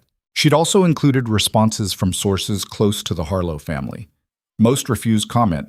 One admitted anonymously that Damien had been disappointed by the disruption. Disappointed. As if orchestrating a media campaign to destroy someone's life was a proportional response to being disappointed. But the article ended with something Serafina hadn't expected. A quote from someone identified only as a close associate of Kael Virelli. Miss Vale is one of the most honest people I've ever encountered. She didn't manipulate anyone. She told the truth when everyone else in that ballroom was performing. If that makes her a villain, we need better heroes. Serafina read that paragraph 3 times. She knew the quote came from Kael, knew he'd found a way to defend her without making it about him, without centering himself in her story, just stating fact and stepping back. The comments under the article were mixed. Some people still called her a gold digger, but others were starting to question the Harlow family's narrative. Wait, so she was hired to attend? That's not gold digging, that's work. Honestly, her speech was brutal, but also kind of true. The Harlow family literally hired a PR firm to destroy a bartender. Who's the villain here? It wasn't vindication, but it was something. Serafina's phone rang. Kael's name. She stared at it for 3 rings, then answered. "Did you read it?" he asked immediately. "Yes." And I think Minji just saved my life. She just told the truth. Same thing right now. Silence on the line. Serafina, thank you, she interrupted. For the quote. For respecting that this was my story to tell. I should have done more. You did exactly enough. More silence. Where are you? Kael asked. Still at the motel. Have you eaten? Not hungry. Serafina, I know, but eating feels impossible when my entire life is being debated online. Then let me bring you food. You don't have to talk to me. Just let me make sure you eat. She wanted to say no, wanted to maintain distance, but she was exhausted and scared, and the thought of being alone for another minute felt unbearable. Okay, she whispered. I'll be there in 20 minutes. He hung up before she could change her mind. Kael arrived with takeout from a place that definitely wasn't on any delivery app. How did you even... Serafina started. I know people, he said simply. He'd brought soup, rice, side dishes, enough food for 3 people. They sat on opposite ends of the bed, eating in silence. Not uncomfortable silence, just the quiet of 2 people too exhausted for performance. The article helped, Kael finally said. A little. The narrative is shifting. Maybe. People are starting to question Damien. Some people, Serafina set down her spoon, but not everyone. And the ones who still think I'm a gold digger will never change their minds. Confirmation bias is a hell of a drug. So what do? I don't know. She laughed bitterly. Move somewhere new? Change my name? Become a hermit? Or you could stay and fight. I'm tired of fighting, Kael. I know. I've been fighting my whole life, fighting my father's creditors, fighting for rent money, fighting to survive. And I'm just tired. Kael moved closer, not touching her, just near. Then let me fight for you, he said quietly. That's not fair to you. I don't care about fair, I care about you. Serafina looked at him, really looked at him, for the first time since he'd arrived. He looked exhausted too, suit rumpled, tie gone, dark circles under his eyes suggesting he'd slept as little as she had. Why? She asked. Why do you care this much? Because you're the first person in years who saw me as human instead of useful. Because you argued with me about ramyeon and meant it. Because you walked into that wedding and refused to be smaller than you are.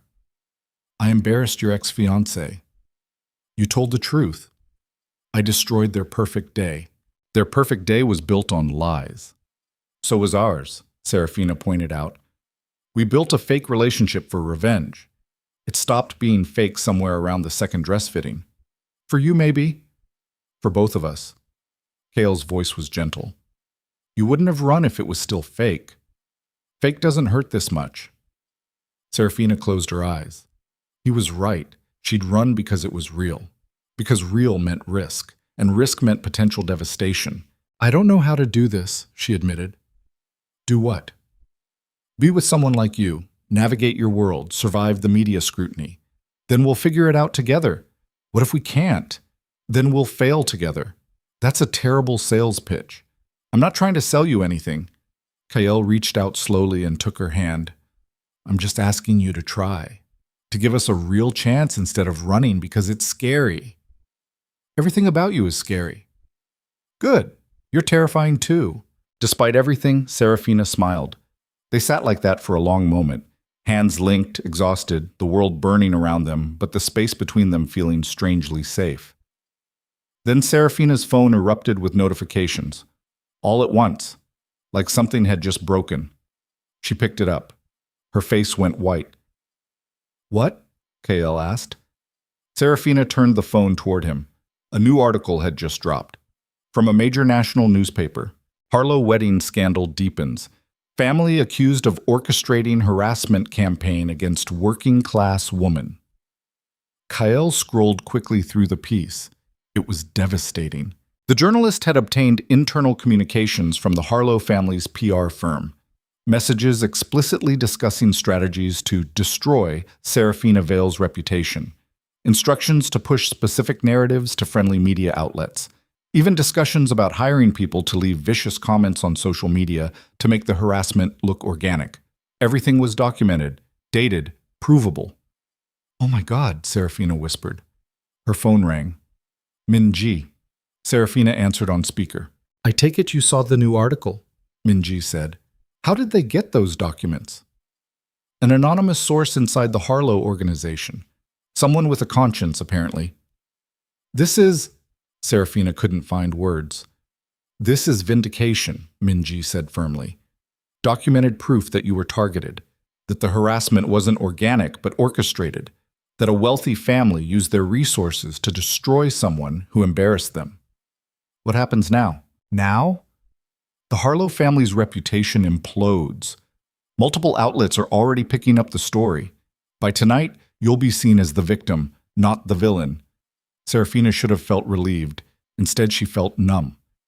Thank you, she managed. Don't thank me. Thank whoever leaked those documents. Min-ji hung up. Serafina sat in stunned silence. Kael was reading through the article again, his expression unreadable. Did you do this? Serafina finally asked. What? The leak. The documents? Did you arrange this? Kael looked up at her. No, he said. I wish I had. But I didn't. Then who? I have no idea. They stared at each other, and Serafina realized something was very wrong. Because the documents in that article weren't just damaging to the Harlow family. They were too perfect, too comprehensive, too convenient. This doesn't make sense, she said slowly. What do you mean? Those communications, their internal PR strategy, extremely sensitive, the kind of thing that would be heavily protected. So how did they leak? Who would have access? And more importantly, she looked at Kael directly. Who benefits from the Harlow family's destruction besides you? Kael went very still. You think this is a setup? I think something's wrong. Maybe someone with a conscience? People with consciences don't typically work for PR firms hired to destroy people, Serafina interrupted. And even if they did, leaking this comprehensively, this quickly, it's too organized. Her phone buzzed.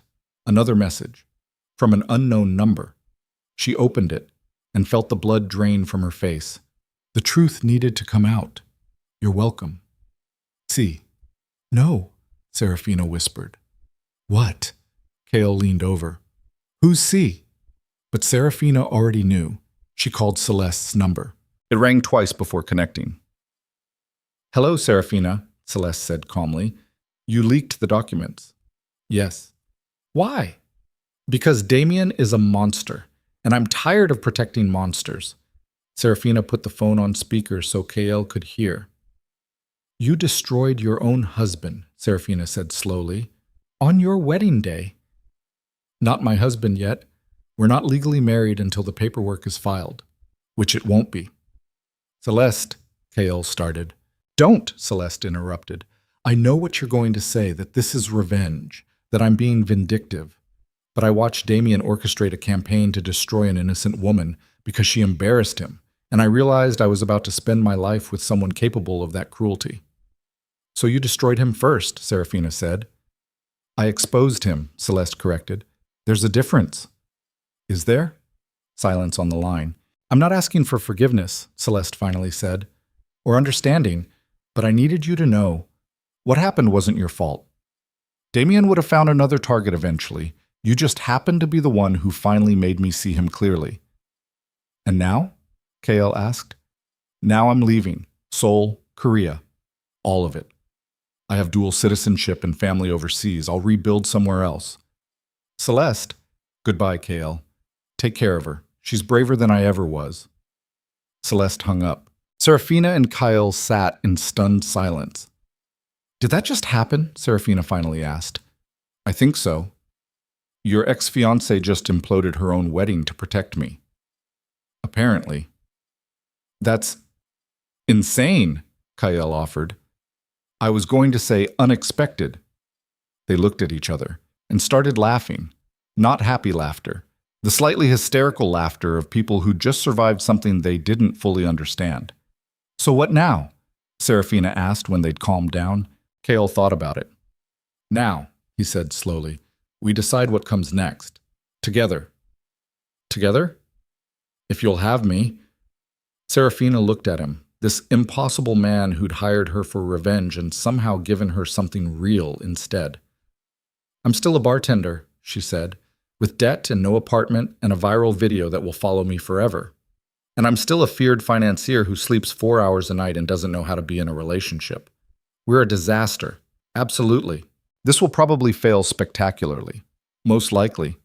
But, Kael smiled, but I'd rather fail with you than succeed with anyone else. Serafina felt something crack open in her chest. Not breaking. Opening, like a door she'd kept locked for years finally agreeing to budge. Okay, she whispered. Okay. Let's try. Really try. No contracts, no performance, just us. Just us, Kael agreed. He leaned forward. She met him halfway. Their lips touched, gentle at first, then deeper. Like people who'd been holding back for weeks, finally allowing themselves to fall. When they broke apart, both breathing hard, Serafina smiled. We're still a disaster, she said. The best kind, Kael agreed.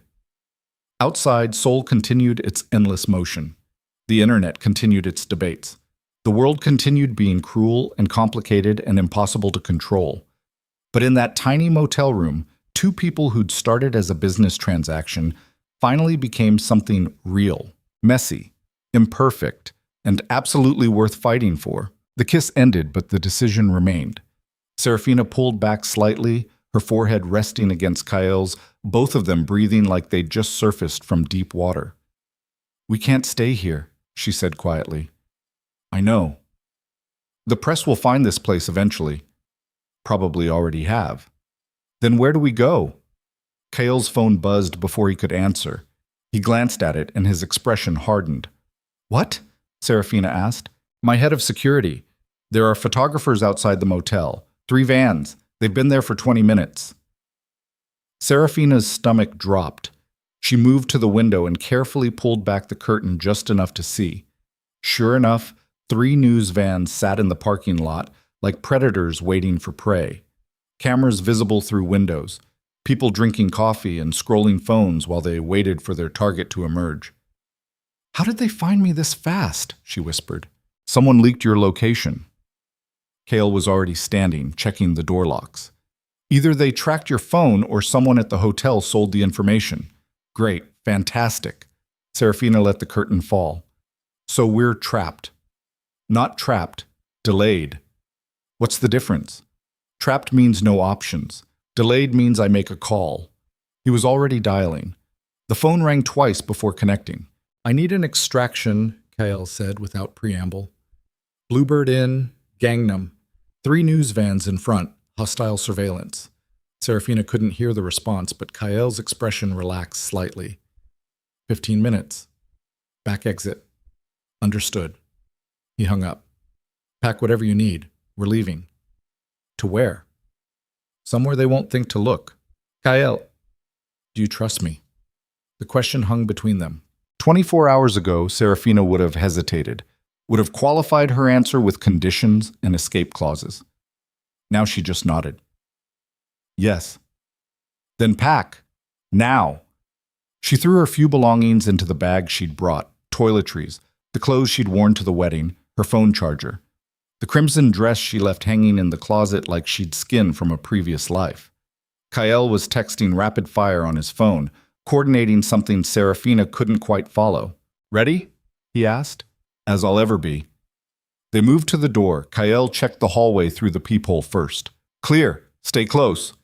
They slipped out and headed not toward the main stairs, but deeper into the building, past the ice machine, past the storage closet, to a door marked emergency exit only. Alarm will sound. Kael pushed it open. No alarm. You disabled it? Serafina asked. My security team did. 3 minutes ago. They descended the back stairwell quickly. Serafina's heart hammered against her ribs. Every footstep echoed too loud. Every shadow looked like a photographer waiting to jump out. The back exit opened onto a narrow alley. A black SUV with tinted windows sat idling 10 feet away. That's us, Kael said. They ran. Serafina threw herself into the back seat. Kael followed, and the SUV was moving before he'd even closed the door. They see us? Kael asked the driver. Negative. We're clear. Serafina twisted in her seat to look back. The motel was already shrinking in the distance. No cars followed. No cameras flashed. Where are we going? She asked again. Somewhere safe, Kael said. Somewhere no one knows about. 40 minutes later, the SUV pulled up to a building Serafina didn't recognize. It wasn't a hotel. Wasn't a house. Just a nondescript mid-rise apartment complex in a quiet residential neighborhood far from downtown Seoul. This is it? She asked. This is it. Kael led her inside.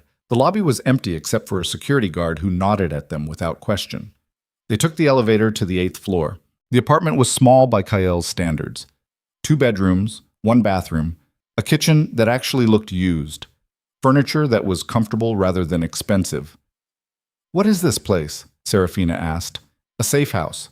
I bought it 3 years ago under a shell company. No public records connecting it to me. Security vetted. Completely off-grid. Why do you have a safe house? Kael set down his keys and turned to face her. Because when you build an empire by being feared, you make enemies, he said quietly. And sometimes you need a place those enemies can't find. The honesty was jarring. Serafina walked through the space slowly. It felt more human than Kael's sterile penthouse. There were books on the shelves, a blanket thrown over the couch, coffee mugs in the kitchen that looked actually used.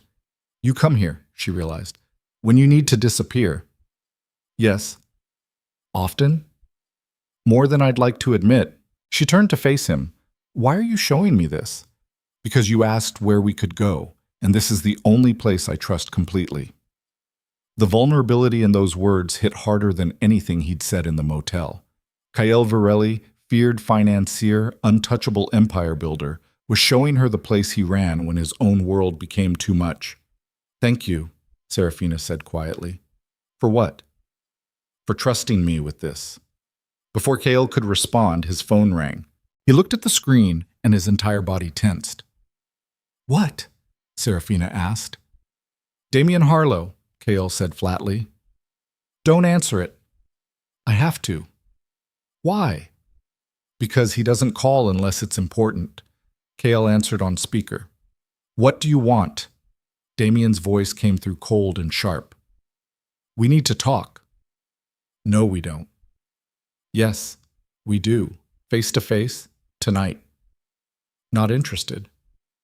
Even if I have information about who leaked those documents? Kael went very still. You're lying, he said. Am I? Damien's voice was poisonous. Meet me. Alone. or I go to the press with a story that will destroy not just your reputation, but hers. You're bluffing. Try me. 9 p.m., the Corvus Club. Come alone or everyone learns exactly who Serafina Vale really is. The line went dead. Serafina felt ice flood her veins. What does he mean? She asked. Who I really am. He's fishing, Kyle said, but his voice was uncertain. Trying to scare us into meeting him. What if he's not? Then he has nothing. Your background is clean. Minji verified everything. Public records are clean, Serafina said slowly. But there are things Minji didn't verify, couldn't verify. Kale turned to face her fully. What things? Serafina sat down heavily on the couch. My father's debts, she said. They weren't just medical bills. What were they? Gambling debts. To loan sharks. Bad people. She looked up at Kyle. When he died, they came to me. Said I inherited the obligation, that if I didn't pay, there would be consequences. How much? More than the 40 million I admitted to. Closer to 80 million. Kyle whistled low. That's impossible to pay back on a bartender's salary. I know. Serafina wrapped her arms around herself. So I made a deal. I'd pay what I could. They'd give me time. As long as I kept making payments, they'd leave me alone. Serafina, there's more. Her voice cracked. 2 years ago, when I couldn't make a payment, they gave me an option. Work for them occasionally. Nothing illegal, just serving drinks at private parties. High-end gatherings where powerful people made deals they didn't want recorded. Understanding dawned on Kyle's face. You were working for organized crime. I was surviving, Serafina corrected. I didn't deal drugs or arrange meetings or do anything except pour drinks and keep my mouth shut.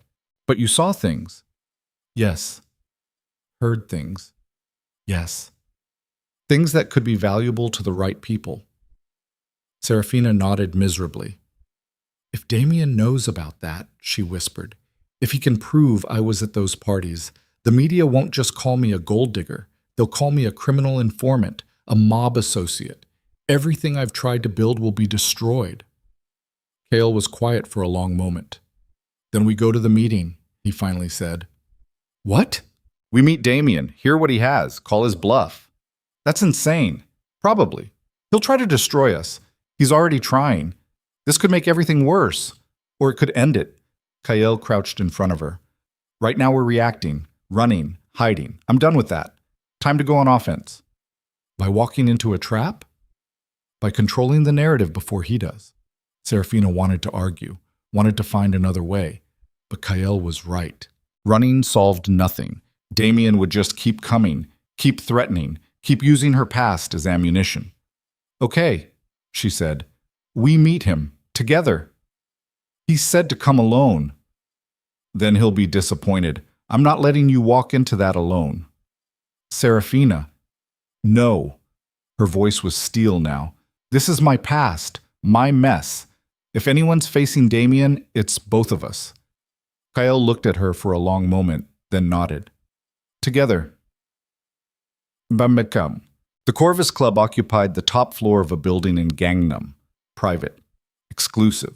The kind of place where memberships cost more than most people's annual salary and discretion was guaranteed. Kyle and Serafina arrived at exactly 9 p.m. The elevator opened directly into the club. Dark wood, leather chairs. Low lighting that made everyone look either dangerous or desperate. Damien sat at a corner table, alone. He looked different than he had at the wedding. The polished veneer had cracked. His suit was rumpled. His tie loosened. Dark circles under his eyes suggesting he'd slept as little as they had. You brought her, he said as they approached. She insisted, Kale said. They sat down across from him. Damien looked at Serafina with open contempt. Do you have any idea what you cost me? He asked quietly. Your wedding? Serafina said. Your reputation? Or just your pride? Everything. Damien's voice was cold. My fiancé left me. My family's stock dropped 11%. Business partners are reconsidering contracts, all because you decided to play hero. I told the truth. You humiliated me. You earned it. Damien's hand tightened around his glass. Kyle, he said, not looking away from Serafina. You sure you want to tie yourself to this? A woman with connections to the Jade Serpent Syndicate? The name hit like a bomb. Serafina felt the blood drain from her face. I don't know what you're talking about, she managed. No? Damien pulled out his phone and slid it across the table. On the screen was a photo. Serafina. 2 years ago. Serving drinks at a party she recognized immediately. In the background, partially obscured but visible, were faces she'd spent years trying to forget. Gang leaders, corrupt officials, the kind of people who made their money through violence and fear. Where did you get this? Serafina whispered. I have resources, Damien smiled, and motivation. Turns out when you dig into someone's past, you find all sorts of interesting things. Those were private parties. Nothing is private when you know where to look. He leaned forward. Here's what's going to happen. You're going to disappear. Leave Seoul, leave Korea, become someone else somewhere else. And if you don't, these photos go public, along with testimony from several party attendees who will swear you were more than just a bartender. That's a lie, Serafina said. Doesn't matter, public won't care about truth. They'll care about the story. And the story of Kyle Varelli's girlfriend being connected to organized crime. Damien laughed. That's front page news for months. Kale hadn't said anything. Serafina looked at him, terrified of what she'd see. Disgust? Betrayal? Regret? Instead, she saw calculation, cold, focused, dangerous. How much? Kyle asked quietly. What? Damien blinked. How much money do you want to bury this? This isn't about money. Everything is about money. Not this, Damien's smile turned vicious. This is about watching you lose something you care about. The way I lost everything because of her. You lost everything because you're a petty tyrant, Kale said. You orchestrated a harassment campaign against a woman who embarrassed you. Your own fiancé couldn't stomach being married to someone capable of that cruelty. Celeste was weak. Celeste was smart. She saw who you really were and ran. Damien's face flushed scarlet. Careful, Kale, I still have those photos. Release them, Kale said. Both Damien and Serafina stared at him. What? Damien said. Release the photos. Go public. Tell whatever story you want. Kyle, Serafina started. Do it, Kyle continued, his eyes locked on Damien. Because here's what will happen. You'll release photos of Serafina at parties. I'll release documentation of your family's business dealings, the offshore accounts, the tax evasion, the contracts awarded through bribery. Damien went pale. You're bluffing. Try me.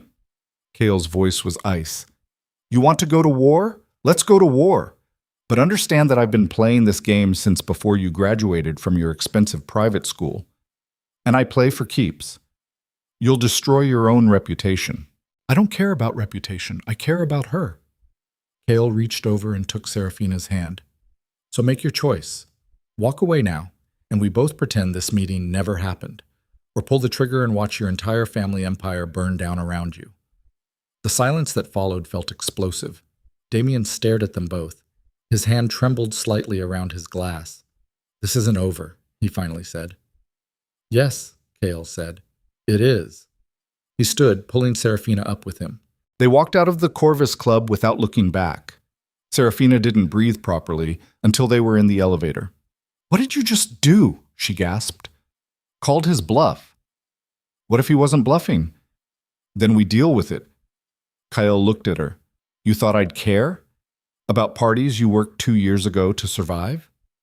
Most people would. I'm not most people. The elevator reached the ground floor. They stepped out into the night air.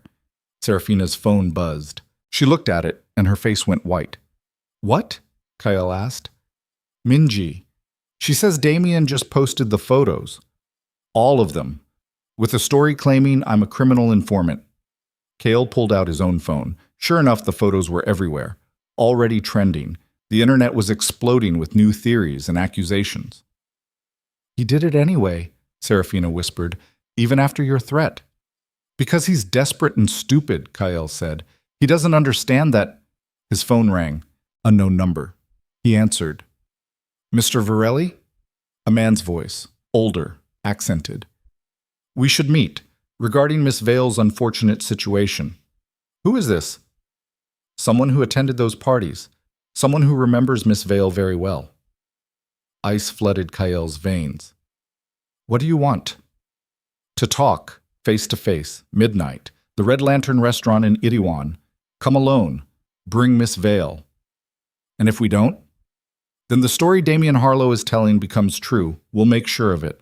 The line went dead. Kael lowered the phone slowly. Who was that? Serafina asked. Trouble, Kael said. Big trouble.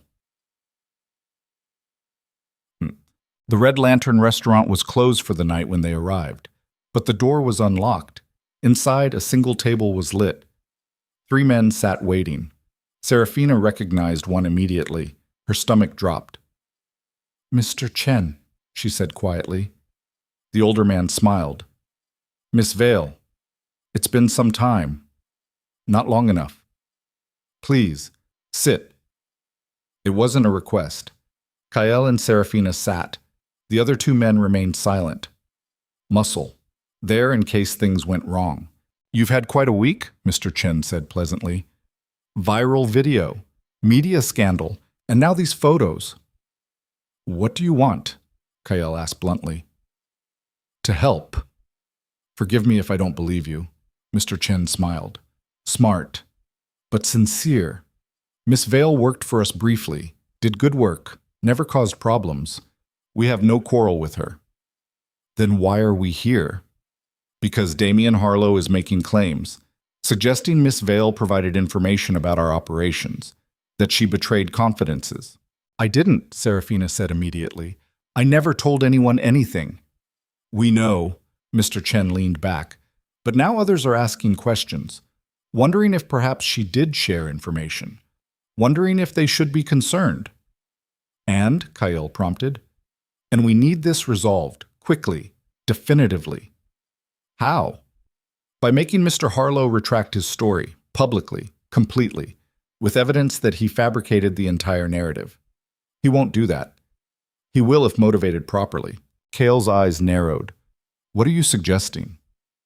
We can provide incentive, but it would be better if it came from you. Less attention, more deniable. You want me to threaten him. We want you to convince him, however you see fit. And if I refuse? Mr. Chen's smile disappeared. Then we resolve this our own way, which would be unfortunate for everyone involved, including Miss Vale. The threat was clear. Serafina felt panic rising in her chest. I'll do it, Kael said before she could speak. I'll make Damien retract everything. Good. Mr. Chen stood. You have 48 hours. After that, we handle it our way. The 3 men left through the back exit. Kael and Serafina sat in the empty restaurant in stunned silence. This is insane, Serafina finally said. We can't threaten Damien into retracting the story. We don't have a choice.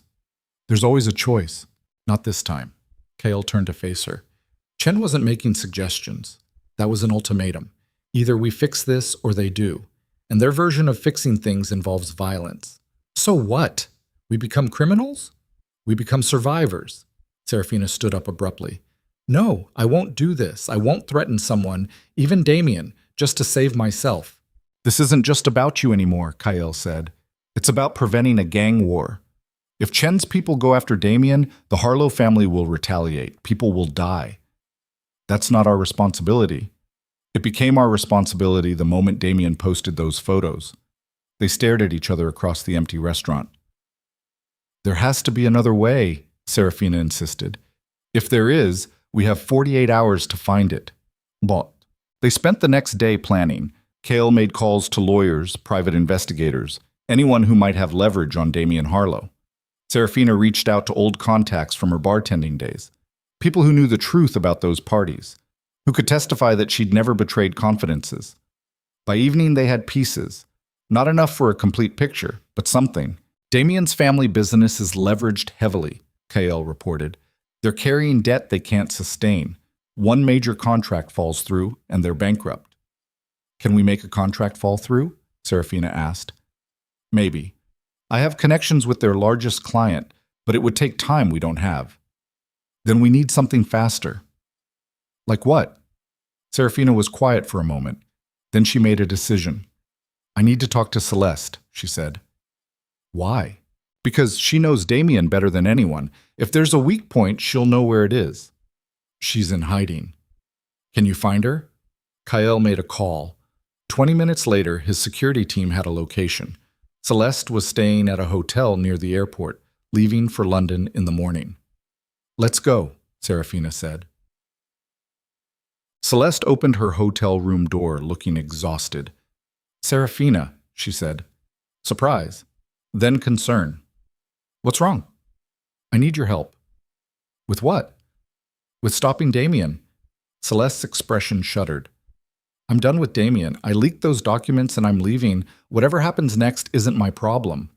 It is if people die because of it. That got Celeste's attention. What are you talking about? Serafina explained quickly. The photos. The threats from Mr. Chen. The 48-hour deadline. When she finished, Celeste looked pale. Chen's organization doesn't make empty threats, she said quietly. I know. If you don't deliver, they'll kill Damien. I know that too. And you want to prevent that? I want to end this without more violence. Celeste was quiet for a long moment. Damien has a safe, she finally said, in his apartment. Documents he keeps there. Things he doesn't want his family to know about. What kind of things? Kale asked. The kind that would destroy him if they went public. Offshore accounts in his name, payments to people who should never be paid, evidence of things that would send him to prison. How do you know? Because I found them 6 months ago, before the wedding. I was looking for something else and stumbled onto them. Celeste looked away. I should have left then, but I was afraid of being alone, of disappointing my family, so I stayed and pretended I didn't know. Can you get into the safe? Serafina asked. I know the combination. Will you help us? Celeste met Serafina's eyes. If I do this, she said slowly, I'm burning every bridge. My family will disown me. Society will blacklist me. I know. So why should I? Because you're brave enough to choose differently, Serafina said, echoing words Celeste had said to Kael days before. You proved that when you leaked those documents. Don't stop now. Celeste laughed bitterly. You're asking me to break into my ex-fiancé's apartment and steal evidence to blackmail him. Yes. That's insane. Probably. I could go to jail. We all could. Celeste looked between Serafina and Kyle. You two are perfect for each other, she finally said. Both completely crazy. Does that mean you'll help? Kyle asked. Celeste grabbed her coat. Let's go before I change my mind. Polk. Damien's apartment building had security, but Celeste still had her access card from when they'd been engaged. The guard barely glanced at her as they walked through. The elevator ride to the penthouse felt endless. He's not home, Celeste confirmed, checking her phone. Posted on social media 20 minutes ago from a restaurant across town. How long do we have? Maybe an hour, if we're lucky. The apartment was exactly what Serafina expected. Expensive, cold, more showpiece than home. Safe is in the bedroom, Celeste said. She led them to a walk-in closet. Behind a false panel was a wall safe. Celeste's hand shook as she entered the combination. The safe clicked open. Inside were stacks of documents, USB drives, passports with Damien's photo, but different names. This is enough to bury him, Kyle said, photographing everything rapidly. Or destroy us if anyone finds out we were here, Celeste countered. Serafina was rifling through papers when she found something that made her stop. Oh my God. What? Kale looked over. She held up a document, bank transfer, large amount, to an offshore account. The sender was listed as Damien Harlow. The recipient was Mr. Chen's organization. He was paying them, Serafina whispered. Damien was paying the same people who threatened us. When? Kale grabbed the document. 3 months ago. And again 2 months ago. Regular payments. They looked at each other as understanding dawned. He was buying protection, Celeste said. Or information. Or both, Kyle said grimly.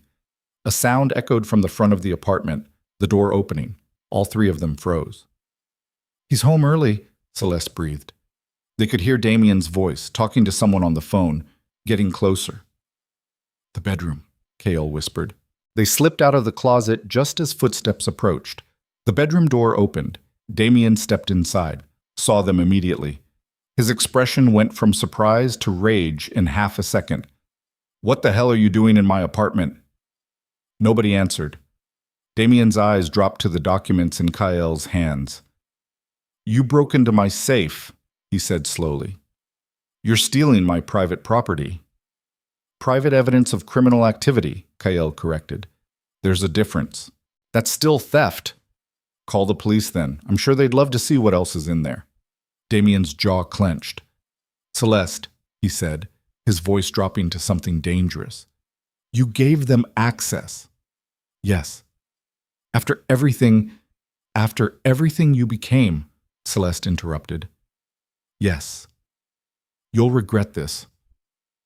"I already regret waiting so long." Damien lunged forward. Kael moved faster. He blocked Damien's grab and shoved him backward, not hard enough to seriously hurt, just enough to create distance. "Don't," Kael warned. "That's my property. It's evidence. It's private. Not anymore." Damien's face twisted with rage. He pulled out his phone. "I'm calling security, the police, everyone. You're all going to jail."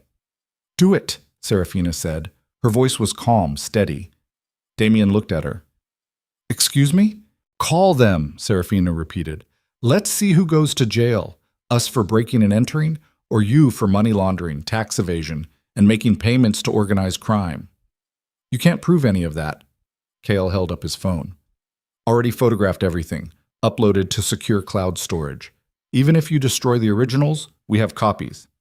Damien's hand holding the phone trembled. "What do you want?" "Retraction," Kael said. "Complete in public. Admit you fabricated the story about Serafina. Apologize for the harassment campaign. Publicly. That will destroy my reputation. Should have thought of that before you declared war." "My family will never—" "Your family is already cutting ties," Celeste said quietly. "I talked to your mother this morning. She knows about the documents I leaked, about the harassment campaign. She's preparing to announce your removal from family business operations." Damien looked at her in horror. "You told her?" "Someone needed to." "You vindictive." "Careful," Kael warned. "We're the only thing standing between you and a criminal investigation. I'd suggest being civil." Damien looked between the three of them, trapped, cornered, desperate. "Fine," he finally spat. "I'll retract the story. And apologize," Serafina added. "And apologize. And provide written documentation that everything you claimed was false," Kael finished. "That's non-negotiable." Silence. Then Damien nodded once. Sharp, bitter. "You'll have it by morning." "We'll wait," Kael said. They stood in Damien's bedroom like combatants after a battle. Nobody moved. Nobody spoke. Then Damien's phone rang. He looked at it. His face went white. "It's Chen," he whispered. "Answer it," Kael said. Damien did, on speaker. "Mr. Harlow." Mr. Chen's voice came through cold and clear. "I understand you're having visitors." Damien's hand shook. "How did you— Oh. I make it my business to know things. I also make it my business to ensure problems don't escalate. So here's what's going to happen. You're going to write that retraction tonight, post it immediately, and then you're going to disappear for a while, take a trip, get therapy, whatever helps you process your poor decisions. And if I don't, then tomorrow morning, evidence of your payments to my organization will be delivered to federal prosecutors, along with testimony detailing exactly what you were buying with that money. You're threatening me. I'm protecting my interests, just like you tried to do when you posted those photos of Miss Vale. This isn't fair. Life rarely is. You have 2 hours. Don't waste them arguing." The line went dead. Damien stood there holding his phone like it had just transformed into a weapon. "I need to make some calls," he said numbly. "We'll wait," Kael repeated. They did. For 2 hours, they sat in Damien's living room while he typed and deleted and typed again.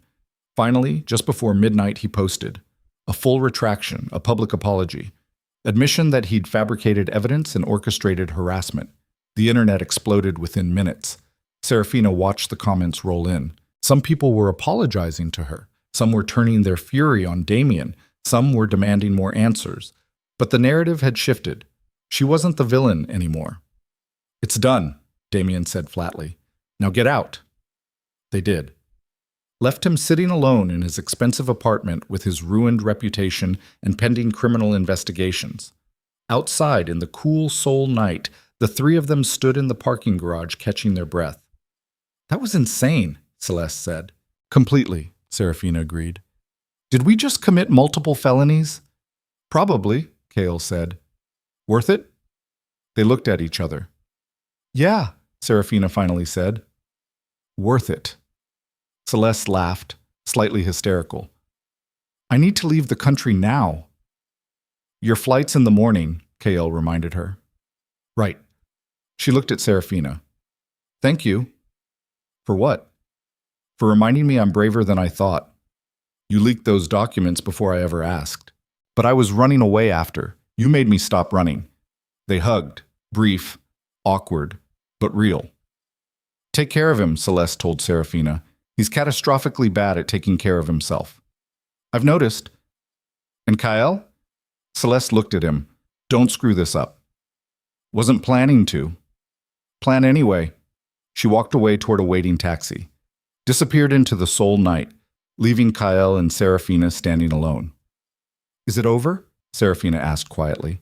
"Maybe," Kael said. "Or maybe we just traded one crisis for another. Optimistic. Realistic. What happens now?" Kael pulled her close. "Now," he said, "we go back to the safe house, sleep for 12 hours, and figure out what comes next when we're not running on adrenaline and desperation." Sounds impossible. Most good things are. They walked to the car together. Behind them, Seoul glittered like a city built from broken promises and stolen chances. But ahead of them was something neither had expected to find. Something fragile and dangerous, and absolutely worth fighting for. And for the first time in days, Serafina allowed herself to believe it might actually survive. They didn't sleep for 12 hours. They managed 4 before Kael's phone started ringing at 6 in the morning. He answered without opening his eyes. Serafina curled against him in the safe house's small bedroom. "What?" he growled. "Sir, we have a situation." His head of security, voice tight. "Mr. Chen's organization just made contact. They want a meeting, this morning, non-negotiable." Kael sat up immediately, careful not to wake Serafina. "When?" 8 a.m. The tea house in Bukchon. They say it's urgent." "Did they say what about?" "No, just that both you and Miss Vale need to be there." Kael checked the time. 6:15. Less than 2 hours. "We'll be there?" He hung up and looked down at Serafina. She was already awake, watching him with those dark, intelligent eyes. "I heard," she said quietly. "You don't have to come." "Yes, I do." "Serafina, whatever this is, it started because of me. I'm seeing it through." There was no point arguing. Kael had learned that much about her over the past week. They got up and dressed in silence. The intimacy of the previous night felt distant now, replaced by the cold clarity that came with walking into unknown danger. The tea house sat in Bukchon's traditional neighborhood, nestled between hanok houses that had survived Seoul's relentless modernization. At 7:50 in the morning, the streets were mostly empty, early risers heading to work, a few tourists starting their day. But the tea house itself was closed. A sign on the door said so. Kael pushed it open anyway. Inside, Mr. Chen sat at a low table. 2 men stood behind him, not the same ones from the restaurant. These were older, more dangerous. "Mr. Varelli, Miss Vale, thank you for coming." Mr. Chen gestured to cushions across from him. "Please, sit." They did. Tea was already poured, 3 cups. Nobody drank. "I appreciate your efficiency last night," Mr. Chen began. "Mr. Harlow's retraction was thorough, satisfactory." "Then why are we here?" Kael asked bluntly. "Because there are loose ends." Mr. Chen looked at Serafina. "Miss Vale, when you worked for us, you were exemplary, discreet, professional, never asked questions you shouldn't ask." "Thank you," Serafina said carefully. "But you also saw things, heard conversations, witnessed meetings between people who prefer their associations remain private. I never told anyone anything." "I know, that's not of the concern." Mr. Chen sipped his tea. The concern is what happens now. You've become visible, famous even. People will ask questions about your past. Reporters will dig. Eventually, someone will connect you to those parties. So what do you want? Serafina asked. Insurance. He slid a document across the table. Serafina picked it up with shaking hands. It was a contract. Dense legal language. But the summary was clear. Serafina would sign a non-disclosure agreement covering everything she'd witnessed while working for Chen's organization. Violation would result in significant financial penalties, and other consequences left deliberately vague. You want me to sign my silence, Serafina said slowly. I want to protect both of us, Mr. Chen corrected. You sign this. We guarantee no one from our organization ever mentions your past employment. Your connection to us disappears completely. You can build your new life without that shadow. And if I refuse? Mr. Chen's expression didn't change, but the temperature in the room dropped. Then we can't guarantee your safety, or Mr. Varelli's. There are people who attended those parties who wouldn't appreciate their associations becoming public. They might take preemptive action. The threat was subtle, but unmistakable. Kael's hand moved toward Serafina's. She caught it, held tight. How long? She asked. Forever. This isn't a temporary arrangement. And the financial penalty for violation? 50 million won initially, plus damages. Money she'd never have. Money that would destroy her again. Serafina looked at the contract, at Mr. Chen, at the two silent men standing guard. She thought about the parties she'd worked, the faces she'd seen, corrupt politicians, gang leaders, business executives making deals that would never survive daylight. She thought about the power those people held, the violence they were capable of, and she realized she had no choice. Where do I sign? Serafina, Kael started. It's fine, she said quietly. He's right. This protects both of us. But the defeat in her voice said everything. She was signing away the truth, agreeing to bury her past not because she wanted to, but because refusing meant danger. Another choice made under duress. Another piece of autonomy surrendered to survival. Mr. Chen produced a pen. Serafina signed 3 places, her hand steady even as her heart hammered. Thank you, Mr. Chen said, collecting the documents. This concludes our business. Miss Vale, I wish you well in your future endeavors. That's it? Kael asked. That's it. You're both free to go. They stood, walked toward the door. Miss Vale, Mr. Chen called. Serafina turned back. For what it's worth, he said quietly, I meant what I said at the restaurant. You did good work, never caused problems. In another life, you would have been an asset. In another life, Serafina said, I wouldn't have needed to be. She walked out. They didn't speak until they were back in the car. Kael started the engine but didn't drive, just sat there gripping the steering wheel. I'm sorry, he finally said. For what? For bringing you into my world. For making you a target. For... Stop. Serafina's voice was firm. You didn't make me do anything. I chose to attend that wedding. Chose to give that speech. Those were my decisions. That doesn't make the consequences fair. Nothing about any of this has been fair. Kael turned to look at her fully. Do you regret it? The question hung between them. Serafina thought about the past week, the wedding, the media firestorm, the threats, the fear, but also the moments between, the late-night conversations, the way Kael looked at her like she was something precious instead of convenient, the feeling of being seen, really seen, for the first time in years. No, she said honestly. I don't regret it, but I'm tired, Kael. I'm so tired of fighting. Then stop. I can't. Why not? Because stopping means giving up, and I don't know how to do that. Kael reached over and took her hand. Then let me fight with you, he said. Not for you, with you, as partners. Partners in what? Crime? Survival? This mess we've created? Partners in whatever comes next. Serafina looked at their intertwined fingers. What if there's another crisis tomorrow? Another threat? Another price to pay? Then we pay it together. That's not a plan. It's the only plan I have. Despite everything, Serafina smiled. You're terrible at this. At what? Romance? Reassurance? The whole relationship thing. I know. But I'm trying. That has to count for something. She leaned over and kissed him, soft, brief. It counts for a lot, she whispered. Kael started the car. They drove through Seoul as the city woke fully. Morning rush hour beginning. Millions of people heading to work, to school, to lives that didn't involve gang threats and media scandals. Normal lives. The kind Serafina had once imagined for herself before her father died, and debt consumed everything. Where are we going? She asked. I don't know, Kael admitted. Where do you want to go? Serafina thought about it. The safe house was temporary. The penthouse was too exposed. Her old apartment was gone. She had nowhere. And somehow that felt like freedom. Somewhere new, she said. Somewhere that isn't connected to any of this. Like where? I don't know. The beach? The mountains? Anywhere that isn't Seoul. Kael glanced at her. You want to leave the city? Just for a few days? I need space to think, to breathe, to exist without everything burning. Okay?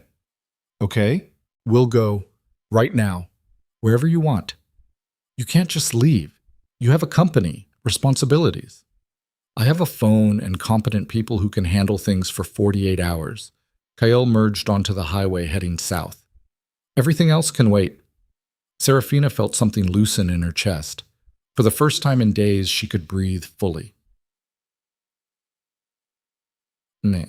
They drove for 3 hours, past Seoul's urban sprawl, past smaller cities, into countryside that still existed despite Korea's relentless development. They stopped at a small coastal town Serafina couldn't even pronounce. Population maybe 500. One main street, a handful of shops, a harbor filled with fishing boats that looked older than both of them combined. This okay? Kael asked. Serafina looked out at the ocean, gray and vast and indifferent to human drama. It's perfect. They found a small pension run by an elderly woman who took their cash without asking questions. The room was simple. Clean sheets, a window overlooking the water, nothing expensive or complicated. It felt like sanctuary. They slept for 6 hours. When Serafina woke, the sun was setting, orange and pink painting the water in colors that didn't exist anywhere else. Kael was sitting by the window watching her. How long have you been awake? She asked. A while. Creepy. You snore. I do not. A little. It's cute. Serafina threw a pillow at him. He caught it easily. Come here, she said. He did. They lay tangled together on the small bed, watching the sunset through the window, neither speaking. Finally, Kael broke the silence. I've been thinking, he said. Dangerous. Probably, but I've been thinking about what happens next, when we go back to Seoul. And I think we should be honest about who we are. No more hiding, no more carefully managed narratives, just truth. Serafina propped herself up on one elbow to look at him. The truth will destroy us. Maybe. Or maybe the truth is the only thing that saves us. That's naive. Or hopeful. There's a difference. Serafina studied his face in the fading light, the sharp angles, the exhaustion still visible around his eyes, the vulnerability he was finally letting her see. What would that even look like, she asked. Being honest? I don't know. Maybe we do an interview, tell our whole story. Not the sanitized version, the real one. The contract, the wedding, everything. People will crucify us. Some will. Others might understand. Why risk it? Because I'm tired of living in fear of what people think. I've spent my entire life carefully controlling my image, being what others needed me to be. And all it got me was emptiness. He turned to face her fully. You changed that. You showed me what it feels like to just be honest, to say what I mean without calculation. And I don't want to go back to the old way. Serafina felt tears prick her eyes. That's terrifying. I know. We could lose everything. Or we could gain something real. She kissed him then, deep and desperate and full of things she didn't have words for yet. When they broke apart, both breathing hard, Serafina smiled. Okay, she said. Okay, let's be honest. Let's tell the truth. Let's burn it all down if we have to. You're sure? No, but I'm willing to try. Mites. They stayed in the coastal town for 2 days, walked on the beach, ate at a tiny restaurant that served the best seafood Serafina had ever tasted, talked about things that had nothing to do with scandals or threats. Kale told her about growing up essentially alone, parents who cared more about dynasty than children, boarding schools where he learned early that emotion was weakness. Serafina told him about her father, the good parts before the gambling, art museums on Sunday mornings, the way he used to explain paintings until they came alive. They learned each other without performance, without agenda, just two broken people finding unexpected comfort in shared damage. On the third morning, they drove back to Seoul. The city hadn't changed, still glittering, still cruel, still beautiful in its indifference. But somehow it felt different, or maybe they were different. Minji agreed to the interview immediately. They met in a neutral location, a small cafe in Hongdae, recording equipment set up discreetly. Are you sure about this? Minji asked before they started. Once this is published, there's no taking it back. Serafina looked at Kael. He nodded. We're sure, she said. Minji pressed record. For the next 2 hours, they told their story, everything. Kael explained why he'd hired Serafina. The hurt, the pride, the desperate need to not show up alone to his ex-fiancée's wedding. Serafina explained why she'd accepted. The debt, the survival, the way money solved problems even when it couldn't buy dignity. They talked about falling for each other, the confusion, the fear. The moment they realized the performance had become real. They talked about Damien's revenge, the photos, the threats, the night they broke into his apartment. They left out Chen's involvement. The NDA prevented that. But everything else was laid bare. When they finished, Minji sat in silence for a long moment. That's quite a story, she finally said. It's the truth, Kael said. All of it? Everything we can legally discuss. Minji noticed the qualification but didn't push. When do you want this to run? She asked. Tomorrow, Serafina said, before we lose our nerve. You're going to get destroyed in the comments. We know. People will call you liars, manipulators, worse. Let them. Minji smiled. You know what? I think you two might actually survive this. Why? Kael asked. Because you've stopped trying to control the narrative, and that's either brilliant or insane, possibly both. Outside, the interview published the next morning. The whole truth. Kael Varelli and Serafina Vale tell their story. It went viral within an hour. The comments were exactly what they expected. Vicious, supportive, confused, angry, everything in between. They're lying to cover their tracks. This is actually really sad and human. Rich people problems. I kind of respect the honesty, though. They deserve each other. Both trashy. Wait, so he hired her and they fell in love anyway? That's actually kind of romantic? The debate raged for days. Some outlets condemned them. Others defended them. Most just turned it into endless think pieces about class, romance, and modern relationships. But something shifted. Slowly. People started seeing them as human instead of caricature. Flawed. Messy. Making terrible decisions but trying to do better. Not heroes. Not villains. Just people surviving complicated circumstances the best way they knew how. Sati. 2 weeks after the interview, Serafina got a job offer. An art gallery in Samcheongdong. Small, independent. The owner had read the interview and reached out. I need someone who understands art and isn't afraid of controversy, she'd said. You seem to qualify. The salary was modest, but it was honest work in her field. Serafina accepted immediately. Kael restructured his business operations. Delegated more. Stopped sleeping 4 hours a night because he finally had a reason to come home. They found an apartment together. Nothing fancy. Just a 2-bedroom in Yongsan with good light and decent coffee shops nearby. Normal. As normal as anything involving them could be. 3 months after the wedding, they ran into Celeste. Literally. At a museum exhibition Serafina had helped curate. Celeste had flown back to Seoul briefly to settle remaining business. She looked different, lighter somehow. Her hair was shorter. She wore jeans and a sweater instead of designer everything. "Serafina," she said when she saw them. Surprise, then genuine warmth. "Hi." "Hi." Serafina felt awkward immediately. "I didn't know you were back."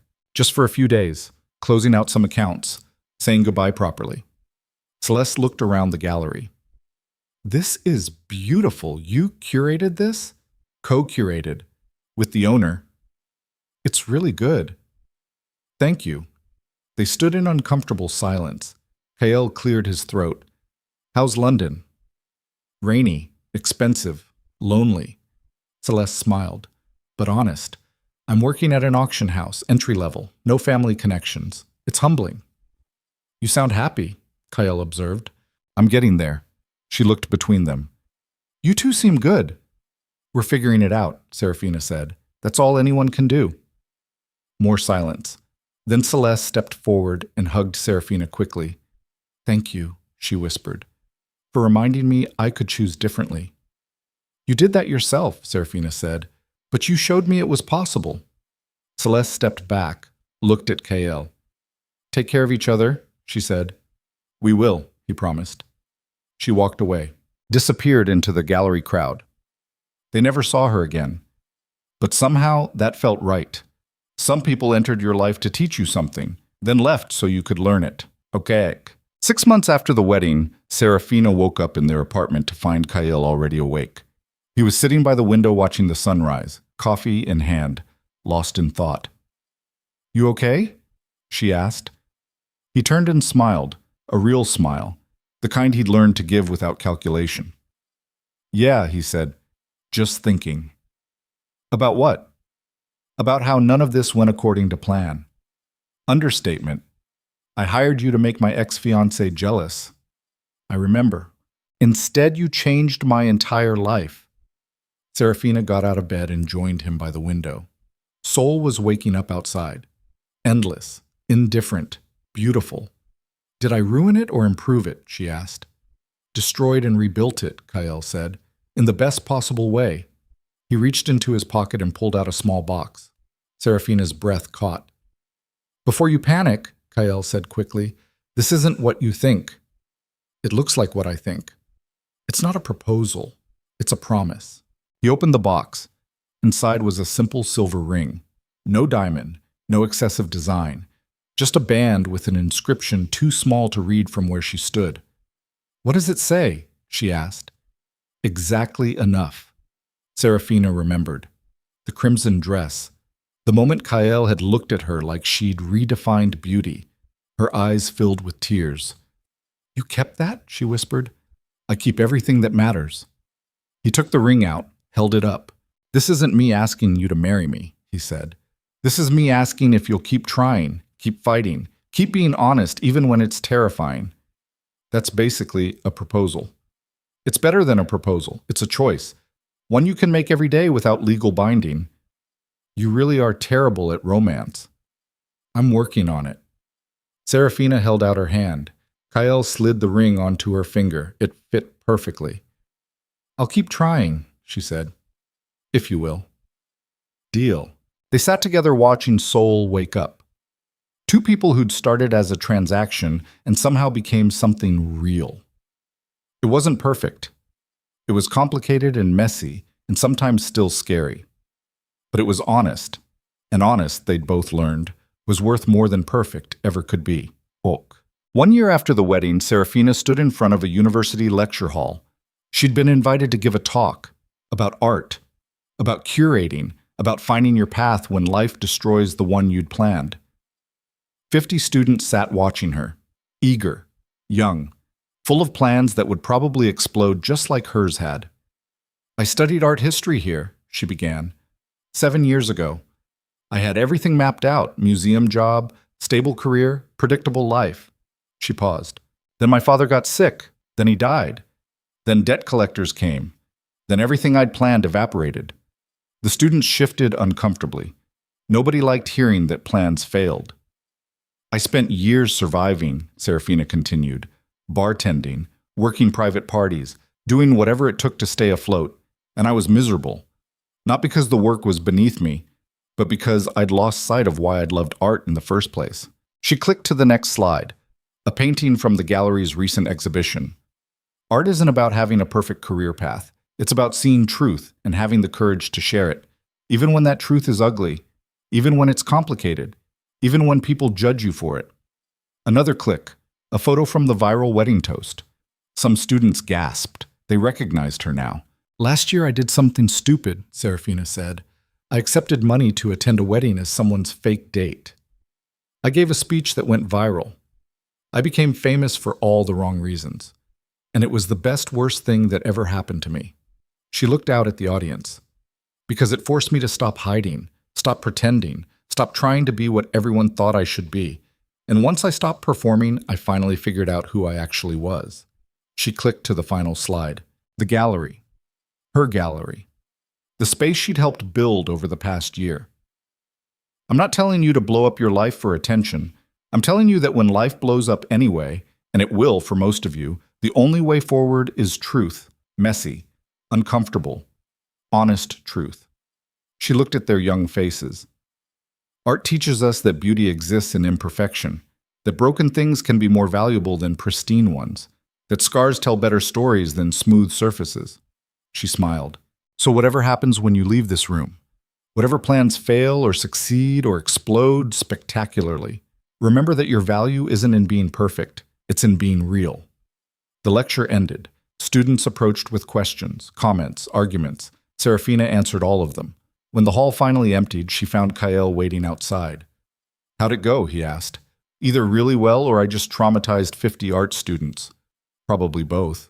They walked across campus together, fall leaves crunching underfoot, the air sharp with coming winter. You nervous about tonight? Kael asked. Tonight was the gallery's one-year anniversary exhibition. Serafina's first major solo curatorial project. Critics would be there, collectors, people whose opinions could make or break her career. Terrified, she admitted. You'll be brilliant. You have to say that. I'm saying it because it's true. They reached the parking lot. Before getting in the car, Serafina turned to face him. Thank you, she said. For what? For hiring me to attend that wedding, for changing my life, for making me brave enough to be honest. Hale pulled her close. Thank you, he said, for accepting, for giving that speech, for staying when you could have run. I did run. But you came back. Because you came after me. Always will. They kissed in the parking lot like college students instead of adults who'd survived media firestorms and gang threats and public humiliation. When they broke apart, both smiling, Serafina realized something. She was happy. Not perfectly happy. Not without complications or fears or moments of doubt, but genuinely, messily, honestly happy. And that was exactly enough. Bas smakit. The gallery opening that night was a success. Critics praised the curation. Collectors bought pieces. People stood in front of the art and actually saw it instead of just performing sophistication.